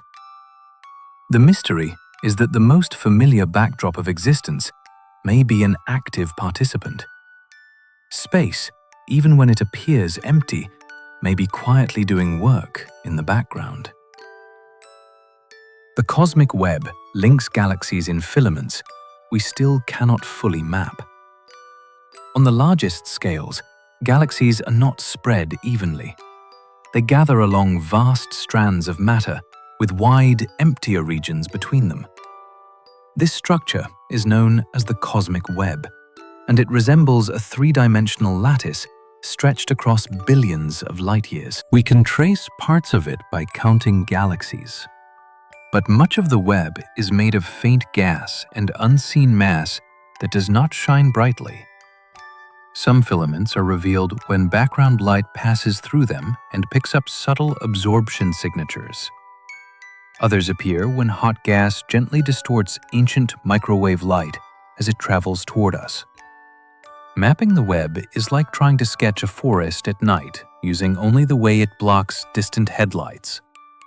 Still, the web matters because it guides how galaxies grow and where they get their fuel. It is the universe's scaffolding, and we are still learning its full shape. Galaxies appear aligned strangely in places, and it may be chance. In a universe built from randomness and gravity, you still expect patterns, but not patterns that look coordinated across great distances. Yet, astronomers have found cases where galaxy spins, shapes, or orientations seem to line up more than simple statistics would suggest. Sometimes it happens within a cluster, where shared history could naturally align motions. More puzzling are reports of alignments that stretch across larger regions, where direct interaction seems unlikely. The hard part is separating a real cosmic signal from the many ways humans can be fooled by data. Surveys have selection effects, measurement uncertainties, and complex biases in how galaxies are detected and classified. Even a small bias can mimic an alignment when you have large catalogs. Researchers test this by using independent surveys, different analysis methods, and simulated universes that include known systematics. If the alignments persist, they could hint at early universe conditions or large-scale tidal fields. If they fade, they become a lesson in humility and careful inference. Some galaxy clusters seem to collide too fast for simple models. Galaxy clusters are the heaviest band structures we know, and when two of them approach each other, the encounter becomes a slow-motion catastrophe. Galaxies mostly pass through, but the hot gas between them can slam together, shock and heat to tens of millions of degrees. By measuring shock fronts and the separation between gas and gravitational mass, astronomers can reconstruct collision speeds. In a few famous cases, the inferred speeds have looked uncomfortably high compared with what straightforward simulations predict for a universe like ours. That has sparked debate. Are the speeds overestimated because the geometry is trickier than it appears? Are we catching rare events at rare angles? Or does it hint that some assumptions about structure growth need adjusting? These collisions are cosmic laboratories. They test how gravity gathers matter, how gas behaves under extreme pressure, and how unseen mass moves when the largest objects in the universe crash. Gravitational lensing lets us weigh the invisible, like cosmic X-rays. When light from a distant galaxy passes near a massive object, the path bends. The result can be dramatic arcs, multiple images of the same source, or a subtle stretching that is only visible when you average many background galaxies together. This bending is gravitational lensing, and it turns the universe into a natural measuring device. The beauty is that lensing responds to total mass, not just the part that shines. That means you can map the distribution of mass in a galaxy cluster even when much of it is dark. Strong lensing reveals concentrated cores through bright arcs. Weak lensing reveals broader halos through faint statistical distortions. With careful modeling, astronomers can build mass maps that look like weather charts for gravity. Lensing also finds otherwise hidden galaxies by magnifying them, letting us study the early universe in more detail.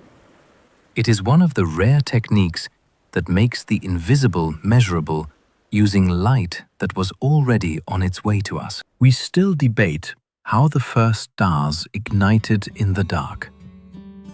Before the first stars, the universe was filled mostly with hydrogen and helium, with no heavier elements to help gas cool. Probabbling matters because heat resists collapse. So, the earliest stars had to form under tougher conditions than stars today. Many models suggest the first stars were unusually massive because large clumps of gas could collapse without fragmenting into many small pieces. If that is true, these stars would have burned hot and fast, producing intense ultraviolet light and ending in violent deaths that seeded space with the first, heavier elements. Yet, we have never seen a true first-generation star directly, and their signatures must be inferred from later clues. Astronomers search for extremely metal-poor stars in our own galaxy, since their chemistry may preserve the imprint of the first explosions. They also search for indirect signals in distant galaxies and in the glow of the early universe. The mystery is about beginnings. It asks how darkness first learned to shine. Reionization changed the universe's fog, and its details are still unfolding. After the universe cooled, neutral hydrogen filled space and easily absorbed certain kinds of light. In effect, the cosmos was foggy to ultraviolet radiation. Then, the first luminous objects turned on, and their energetic photons began stripping electrons from hydrogen again. This era is called reionization, and it was a phase transition for the universe. It changed how light could travel, and it altered how gas behaved around young galaxies. The big questions are about timing and responsibility. Did early stars do most of the work? Did small galaxies contribute more than rare bright ones? Did black hole activity play a role? Observations offer hints. The spectra of very distant quasars show absorption patterns that change with redshift, which suggests the fog cleared gradually. Measurements of the cosmic microwave background also carry integrated information about free electrons along the line of sight. New telescopes are now finding galaxies deep in this era, and their properties are helping us reconstruct how the fog lifted. It is history written in photons, and we are still learning to read it. There may be planets around dead stars surviving the apocalypse. When a sun-like star runs out of fuel, it swells into a red giant and later sheds its outer layers, leaving behind a white dwarf. That process can be brutal for nearby planets, and it can destabilize orbits. Yet, evidence suggests some planetary material survives. Astronomers have found white dwarfs whose atmospheres contain heavy elements that should sink quickly, which implies ongoing accretion of rocky debris. In some cases, dust disks have been seen circling these dead stars, likely made from asteroids or fragments torn apart by tidal forces. This is a haunting scene. A star has ended, and the leftovers of a planetary system continue to orbit, collide, and sometimes fall inward. It also gives us a glimpse of our own far future, because the Sun will one day become a white dwarf. The mystery is which worlds survive intact, which are destroyed, and how often new stable configurations emerge after the chaos. Pulsar planets exist, and their origin story is wonderfully bizarre. The first confirmed exoplanets were not found around a sun-like star. They were found around a pulsar, a rapidly spinning neutron star that emits beams like a lighthouse. Planets there seem almost impossible at first glance, because the supernova that created the pulsar should have blasted nearby material with lethal energy. So, how can planets exist in that neighborhood? One idea is survival. A planet far enough away might endure the explosion and remain bound. Another idea is rebirth. After the supernova, a disk of debris could form around the pulsar, and planets could assemble from that wreckage, like new worlds built from ashes. Pulsar timing is so precise that even small planets can be detected through tiny wobbles in the pulse arrival times, which is how these were found. Their existence expands our sense of where planets can be and how strange their formation pathways might be. They are reminders that nature does not always follow the most comfortable script. Interstellar dust can make new worlds and also hide them. Dust sounds trivial, but in space, it is a powerful ingredient. These tiny grains are often made of carbonary material, silicates and ices, and they provide surfaces where molecules can form more easily than in, quote, open gas. In cold clouds, dust helps build complex compounds by giving atoms a place to meet and stick.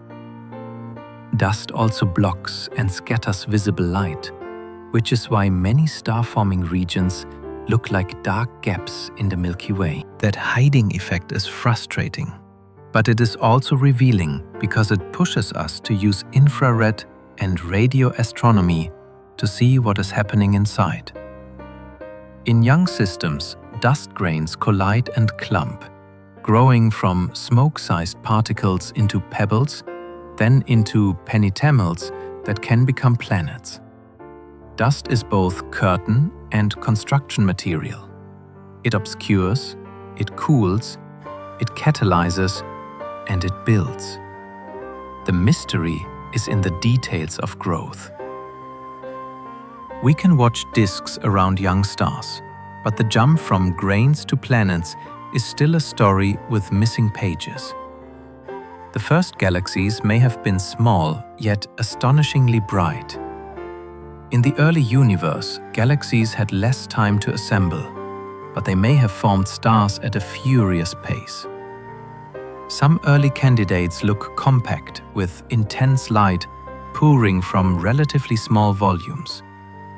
That brightness could come from rapid bursts of star formation from unusually massive stars, or from low dust content that lets ultraviolet light escape more easily. It could also reflect different stellar populations than we see nearby today, with hotter stars contributing more blue light.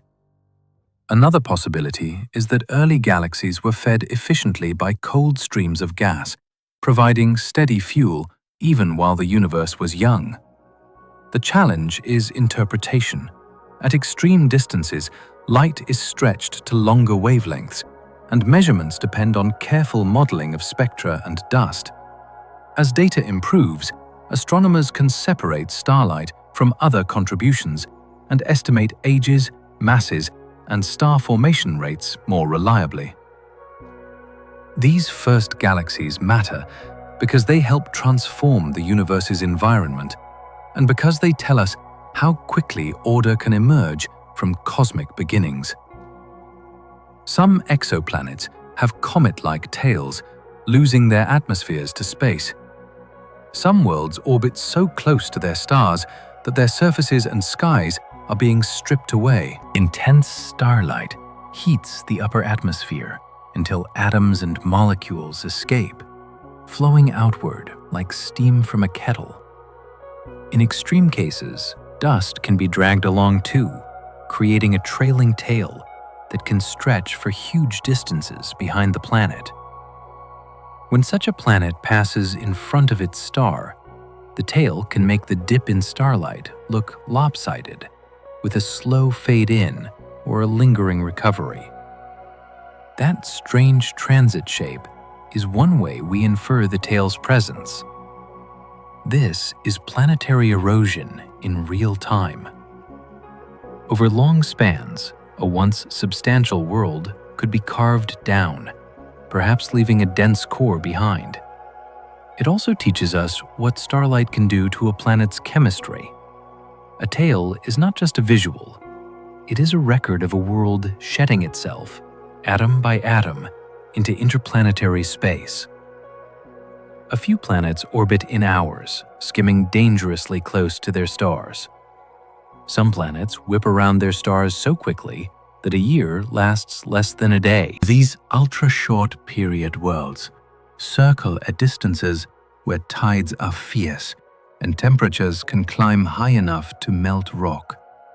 They may be locked with one side facing the star constantly, creating a permanent day hemisphere and a contrasting night side. Closed orbits also raise the risk of gradual orbital decay, where tidal interactions drain energy and draw the planet inward over time. Many of these worlds are likely rocky and dense, because fluffier planets would be puffed up and stripped by radiation. Their surfaces may host magma seas, and their thin atmospheres could be made from vaporized minerals rather than water and nitrogen. Detecting them is surprisingly efficient because they transit often, giving repeated chances to measure the same signal. The mystery is how they got there. Did they form close in or migrate inward from farther out? Each one is a reminder that planetary systems can produce worlds that seem to live on the edge of destruction. Some worlds may experience iron rain, driven by condensation on their night sides. On certain ultra-hot giant planets, the day side becomes hot enough to keep metals in vapor form. Powerful winds can then carry that metal-rich air toward the cooler night side, where temperatures fall just enough for the vapor to condense into droplets. In that case, the planet could have rain made of iron and perhaps other minerals falling through an atmosphere unlike anything on Earth. This is not a poetic image. It follows naturally from chemistry under extreme heat, combined with intense winds on a tidally locked world. The cycle would resemble a strange version of the water cycle, but with metals and rocks taking the lead. We cannot observe the raindrops directly, but clues emerge through phase curves that track how a planet's brightness changes during its orbit, and through spectral signatures showing certain elements disappearing where condensation should occur. These worlds act as laboratories for weather at the limits of what matter can do. They show that in the right environment, even iron can behave like a cloud. Exoplanet atmospheres can be measured, yet clouds confuse the signals. When a planet transits its star, a thin ring of starlight filters through the planet's atmosphere. Molecules in that atmosphere absorb specific wavelengths, leaving faint fingerprints in the spectrum. This technique has revealed gases like sodium, carbon monoxide, and water vapor in some worlds. The difficulty is that clouds and hazes can mask the fingerprints. A high-altitude haze can flatten the spectrum, making an atmosphere look featureless, even when it is chemically rich. Different cloud compositions can also mimic each other, which makes interpretation tricky. Some clouds may be made of silicates or metal compounds, especially on hot planets, while cooler planets may have different condensates. Researchers address this by observing at multiple wavelengths, including infrared, where some gases have stronger features, and by comparing repeated transits to reduce noise. The mystery is not whether atmospheres exist, it is how to see through their disguises. A cloud layer can turn a clear chemical story into a blurred silhouette, and teasing it apart is one of the most active puzzles in exoplanet science. We have found water vapor on distant worlds, but not oceans. Water vapor is one of the first molecules astronomers look for, because it leaves strong spectral features and because it matters for climate. It has been detected in the atmospheres of a range of exoplanets, from hot giants to smaller worlds that sit closer to the realm of rocky planets. Yet, an atmosphere with water vapor is not the same as a planet with oceans. A very hot world can have steam without liquid water, and a dry world can show vapor in only a thin layer or in localized regions.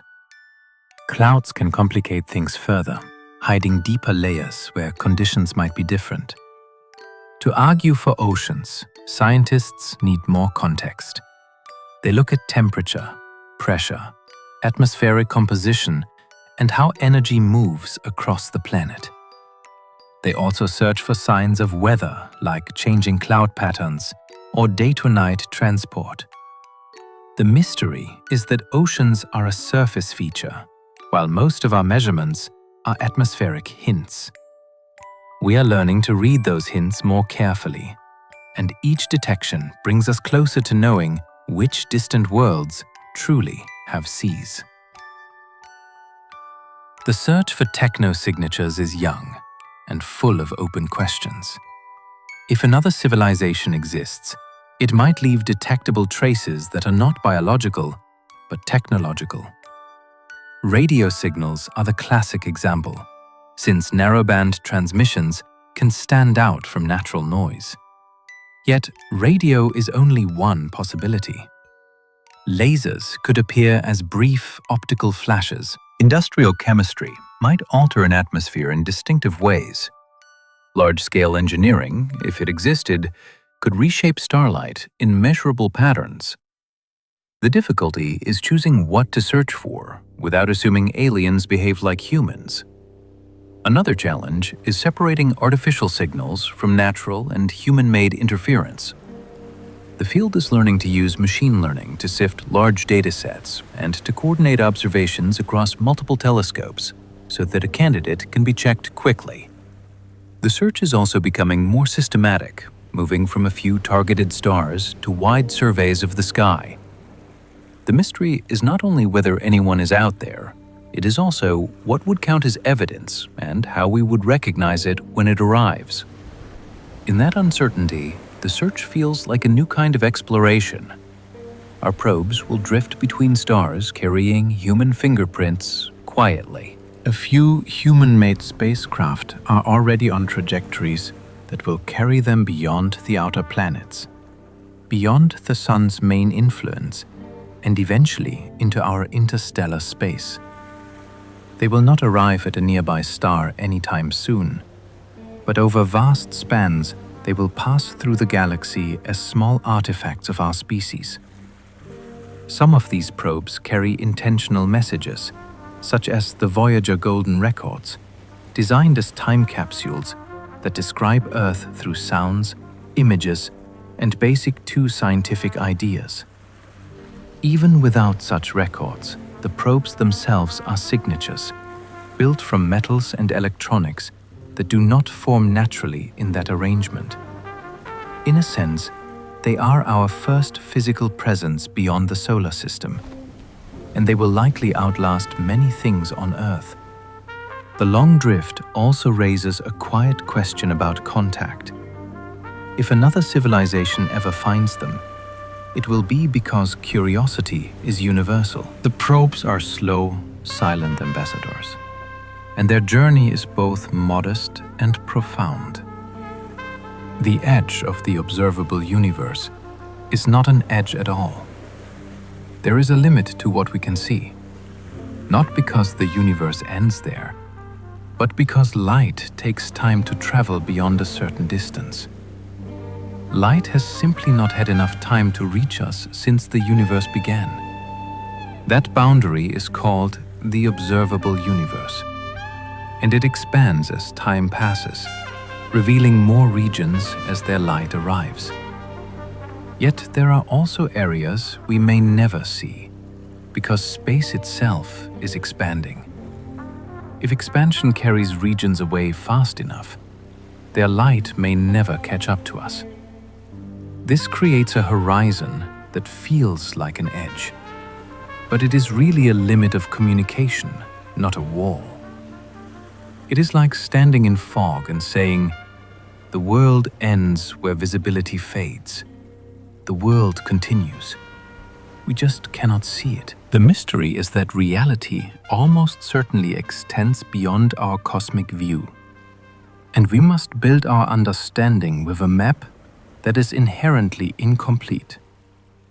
Space expands everywhere, yet gravity still gathers islands of matter. Cosmic expansion is often misunderstood as an outward blast. It is better thought of as the stretching of space on large scales, which increases the distance between faraway galaxies over time. Yet gravity is still at work, pulling matter into bound structures. That is why galaxies, clusters, and our own local group can remain intact, even while the broader universe expands. On small scales, the gravitational glue is strong enough to overcome the gentle stretching. On large scales, expansion winds and distant galaxies drift away. This creates a universe that is both dispersing and clustering, depending on where you look. The result is a kind of cosmic geography, with dense archipelagos of matter separated by vast, growing distances. Understanding this balance is crucial for predicting the universe's future and for interpreting what we see in deep surveys. It also carries a philosophical weight. The universe is not choosing one story. It is telling two at once: separation and gathering, expansion and structure. A tension that makes the cosmos feel alive. The universe's future could freeze, rip apart, or recycle.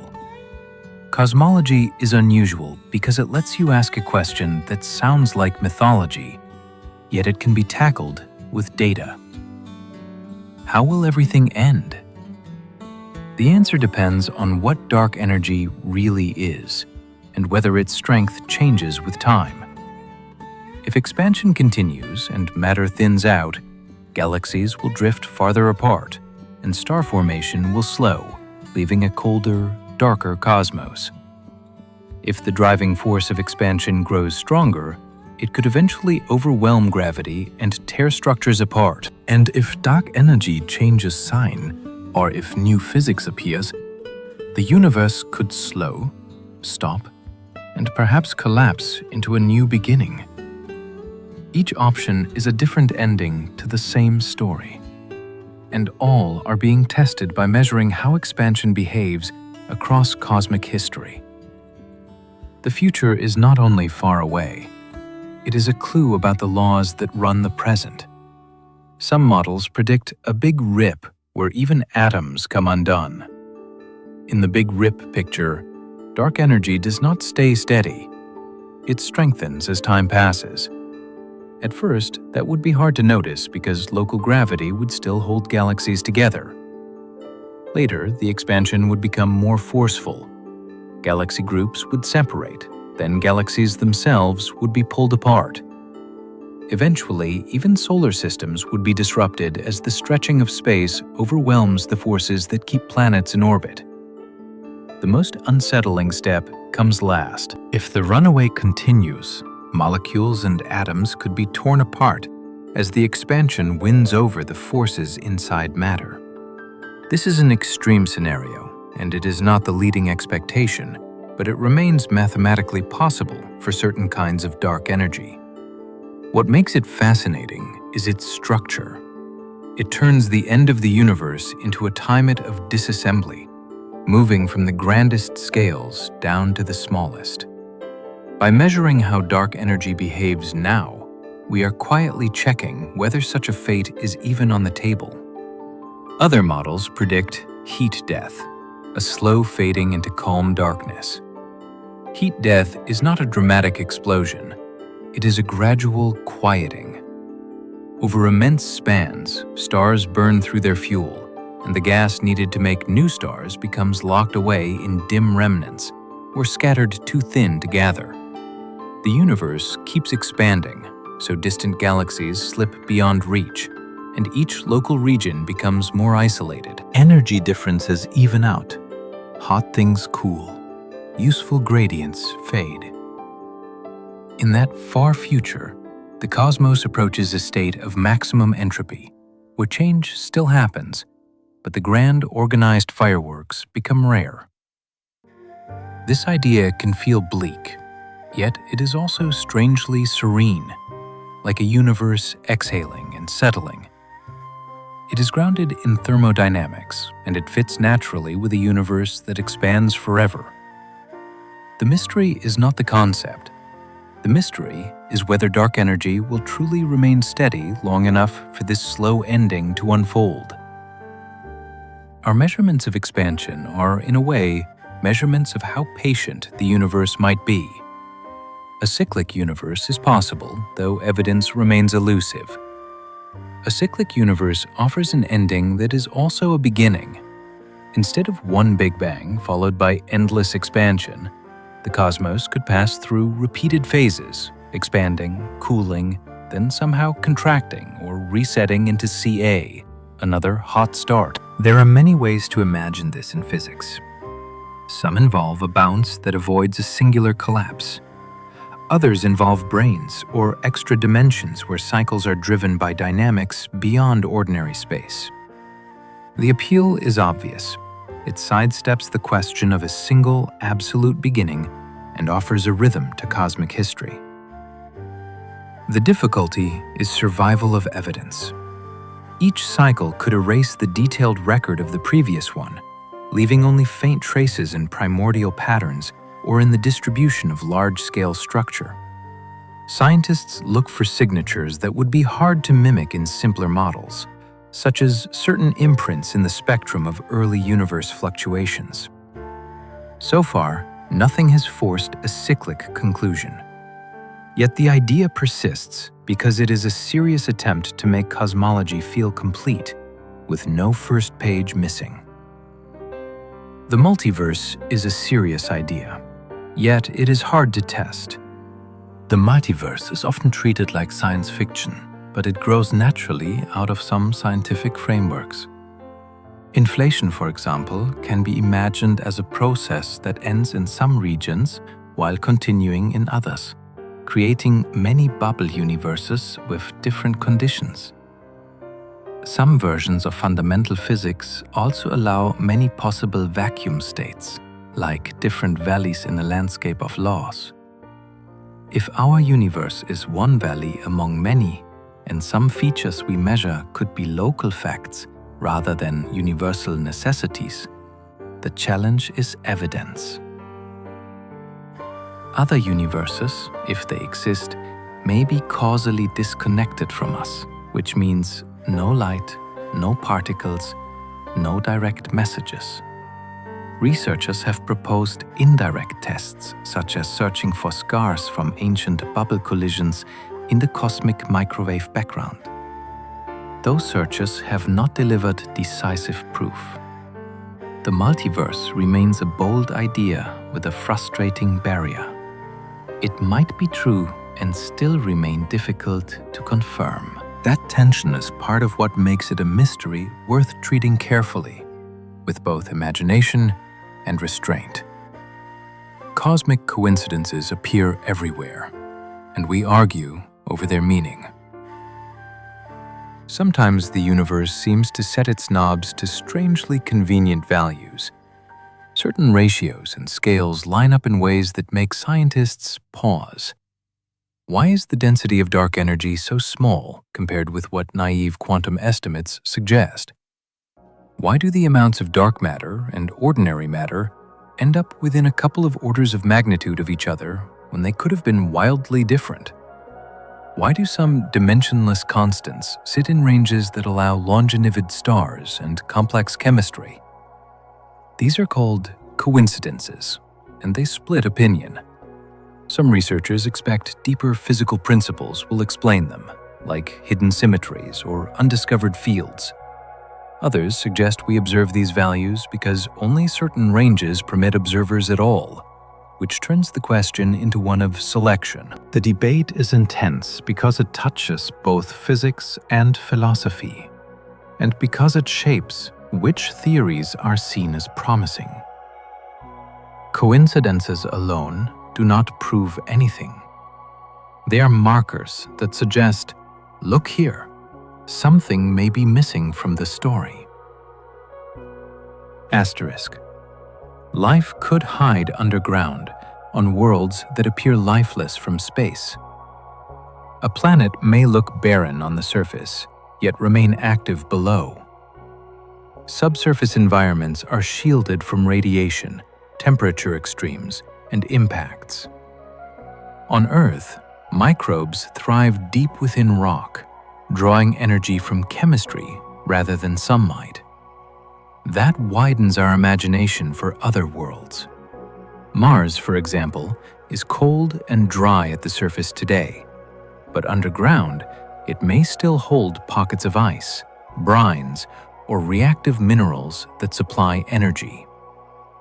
Icy moons offer an even more compelling case, with oceans hidden beneath thick shells of ice. Even a world with a thin atmosphere might support life a few meters below the soil, where conditions are more stable. The difficulty is access. Remote sensing works best for surfaces and atmospheres, but underground life is elusive. It requires landers, drills, or creative ways to sample material that rises naturally, such as plumes or fresh impact ejecta. The mystery is not only where life could be, it is how often it chooses to hide, turning a seemingly quiet world into a secret habitat. We do not know how common habitable moons might be. Moons are easy to overlook, yet they could be plentiful places for life. A large moon orbiting a giant planet could receive energy from several sources. Starlight, reflected light from the planet, and tidal heating from gravity flexing can all contribute. That means a moon might stay warm enough for liquid water, even when the planet is far from its star. A thick atmosphere could help, and so could an internal ocean beneath ice. The ingredients for habitability are not limited to planets, but moons are harder to detect around other stars. Their signals can be subtle, appearing as small timing shifts or extra dips in starlight during a planetary transit. Even when a candidate is suggested, confirmation is difficult. Meanwhile, our own solar system hints at possibilities. Multiple moons show signs of hidden oceans, and they exist in very different environments. If moons can be habitable here, they could be common elsewhere. The mystery is how many exist and how many stay stable for long enough to let chemistry grow into biology. The simplest question remains open. Why is there something at all? Physics can describe how the universe evolved from a hot, early state into galaxies, stars, and planets. It can even propose mechanisms for how a universe might arise from quantum conditions. Yet beneath those explanations sits a question that refuses to go away. Why does anything exist rather than nothing? Some approaches suggest that nothing is not stable and that quantum laws naturally produce fluctuations that can become worlds. Others argue that the question is misplaced because the universe could be a necessary consequence of deeper mathematics. There are also views that treat existence as a brute fact with no further explanation available. What makes this question so powerful is that it lives at the intersection of science and meaning, and it can be asked without any specialized training. It is the childlike question that survives every textbook. In a sleepy science mood, it becomes less of a demand for an answer and more of a wide-open doorway. The mystery itself can feel like a kind of awe. Every new telescope finds new puzzles, and the cosmos stays ahead. Astronomy has a pattern. Build a better instrument, and the universe rewards you with surprises. Radio astronomy revealed pulsars and strange bursts. X-ray telescopes uncovered violent high-energy skies. Precision surveys mapped dark matter through lensing and charted planets around other stars. Each leap in sensitivity expands not only what we can measure, but what can be unexpected. A new telescope does not just fill in missing details. It often reveals entirely new categories of objects or behaviors we did not predict, or tensions between measurements that force theories to adapt. This is not a failure of science. It is how science grows, by being confronted with reality at higher resolution. The cosmos stays ahead because it is bigger than our current imagination, and because we are always sampling it with incomplete tools. That is a hopeful kind of mystery. It means there will always be more to learn, more to wonder at, and more reasons to look up. When you listen to space mysteries, you are listening to a frontier that keeps renewing itself. As we come to the end of our journey through space mysteries, you might notice how wide the universe feels and how softly it holds its unanswered questions. We drifted past the invisible weight of dark matter and the strange push of dark energy. We listened to spacetime ring like a distant bell after black holes collided. And we wondered what lies behind a horizon that never gives anything back. We visited storms shaped like geometry on Saturn and watched Jupiter's ancient red whirlpool slowly change with time. We traced the hidden rivers of Titan, the salt, bright plumes of Enceladus, and the quiet possibility of oceans sealed under ice on worlds that never see warm sunlight. We followed the ghostly paths of neutrinos, the sudden flare of magnetars, and the brief, haunting whisper of a signal that appeared once and never returned. And through it all, the biggest mystery stayed close. The cosmos keeps offering clues, but it never rushes, and it never tells the full story at once. If you enjoyed this sleepy voyage, you could support the channel by liking, subscribing, or leaving a calm little comment before you rest. It helps more curious minds find their way here. And if you are still awake, there is another video waiting on your screen, ready to carry you onward into another corner of science. But for now, let the questions loosen their grip. Let your shoulders soften. Let your jaw unclench. Allow your breathing to slow, steady, and deepen. Picture the night sky as a dark ocean above you, vast and patient. With every star, a small, steady light. You do not need answers tonight. You only need rest. Sleep well, and good night.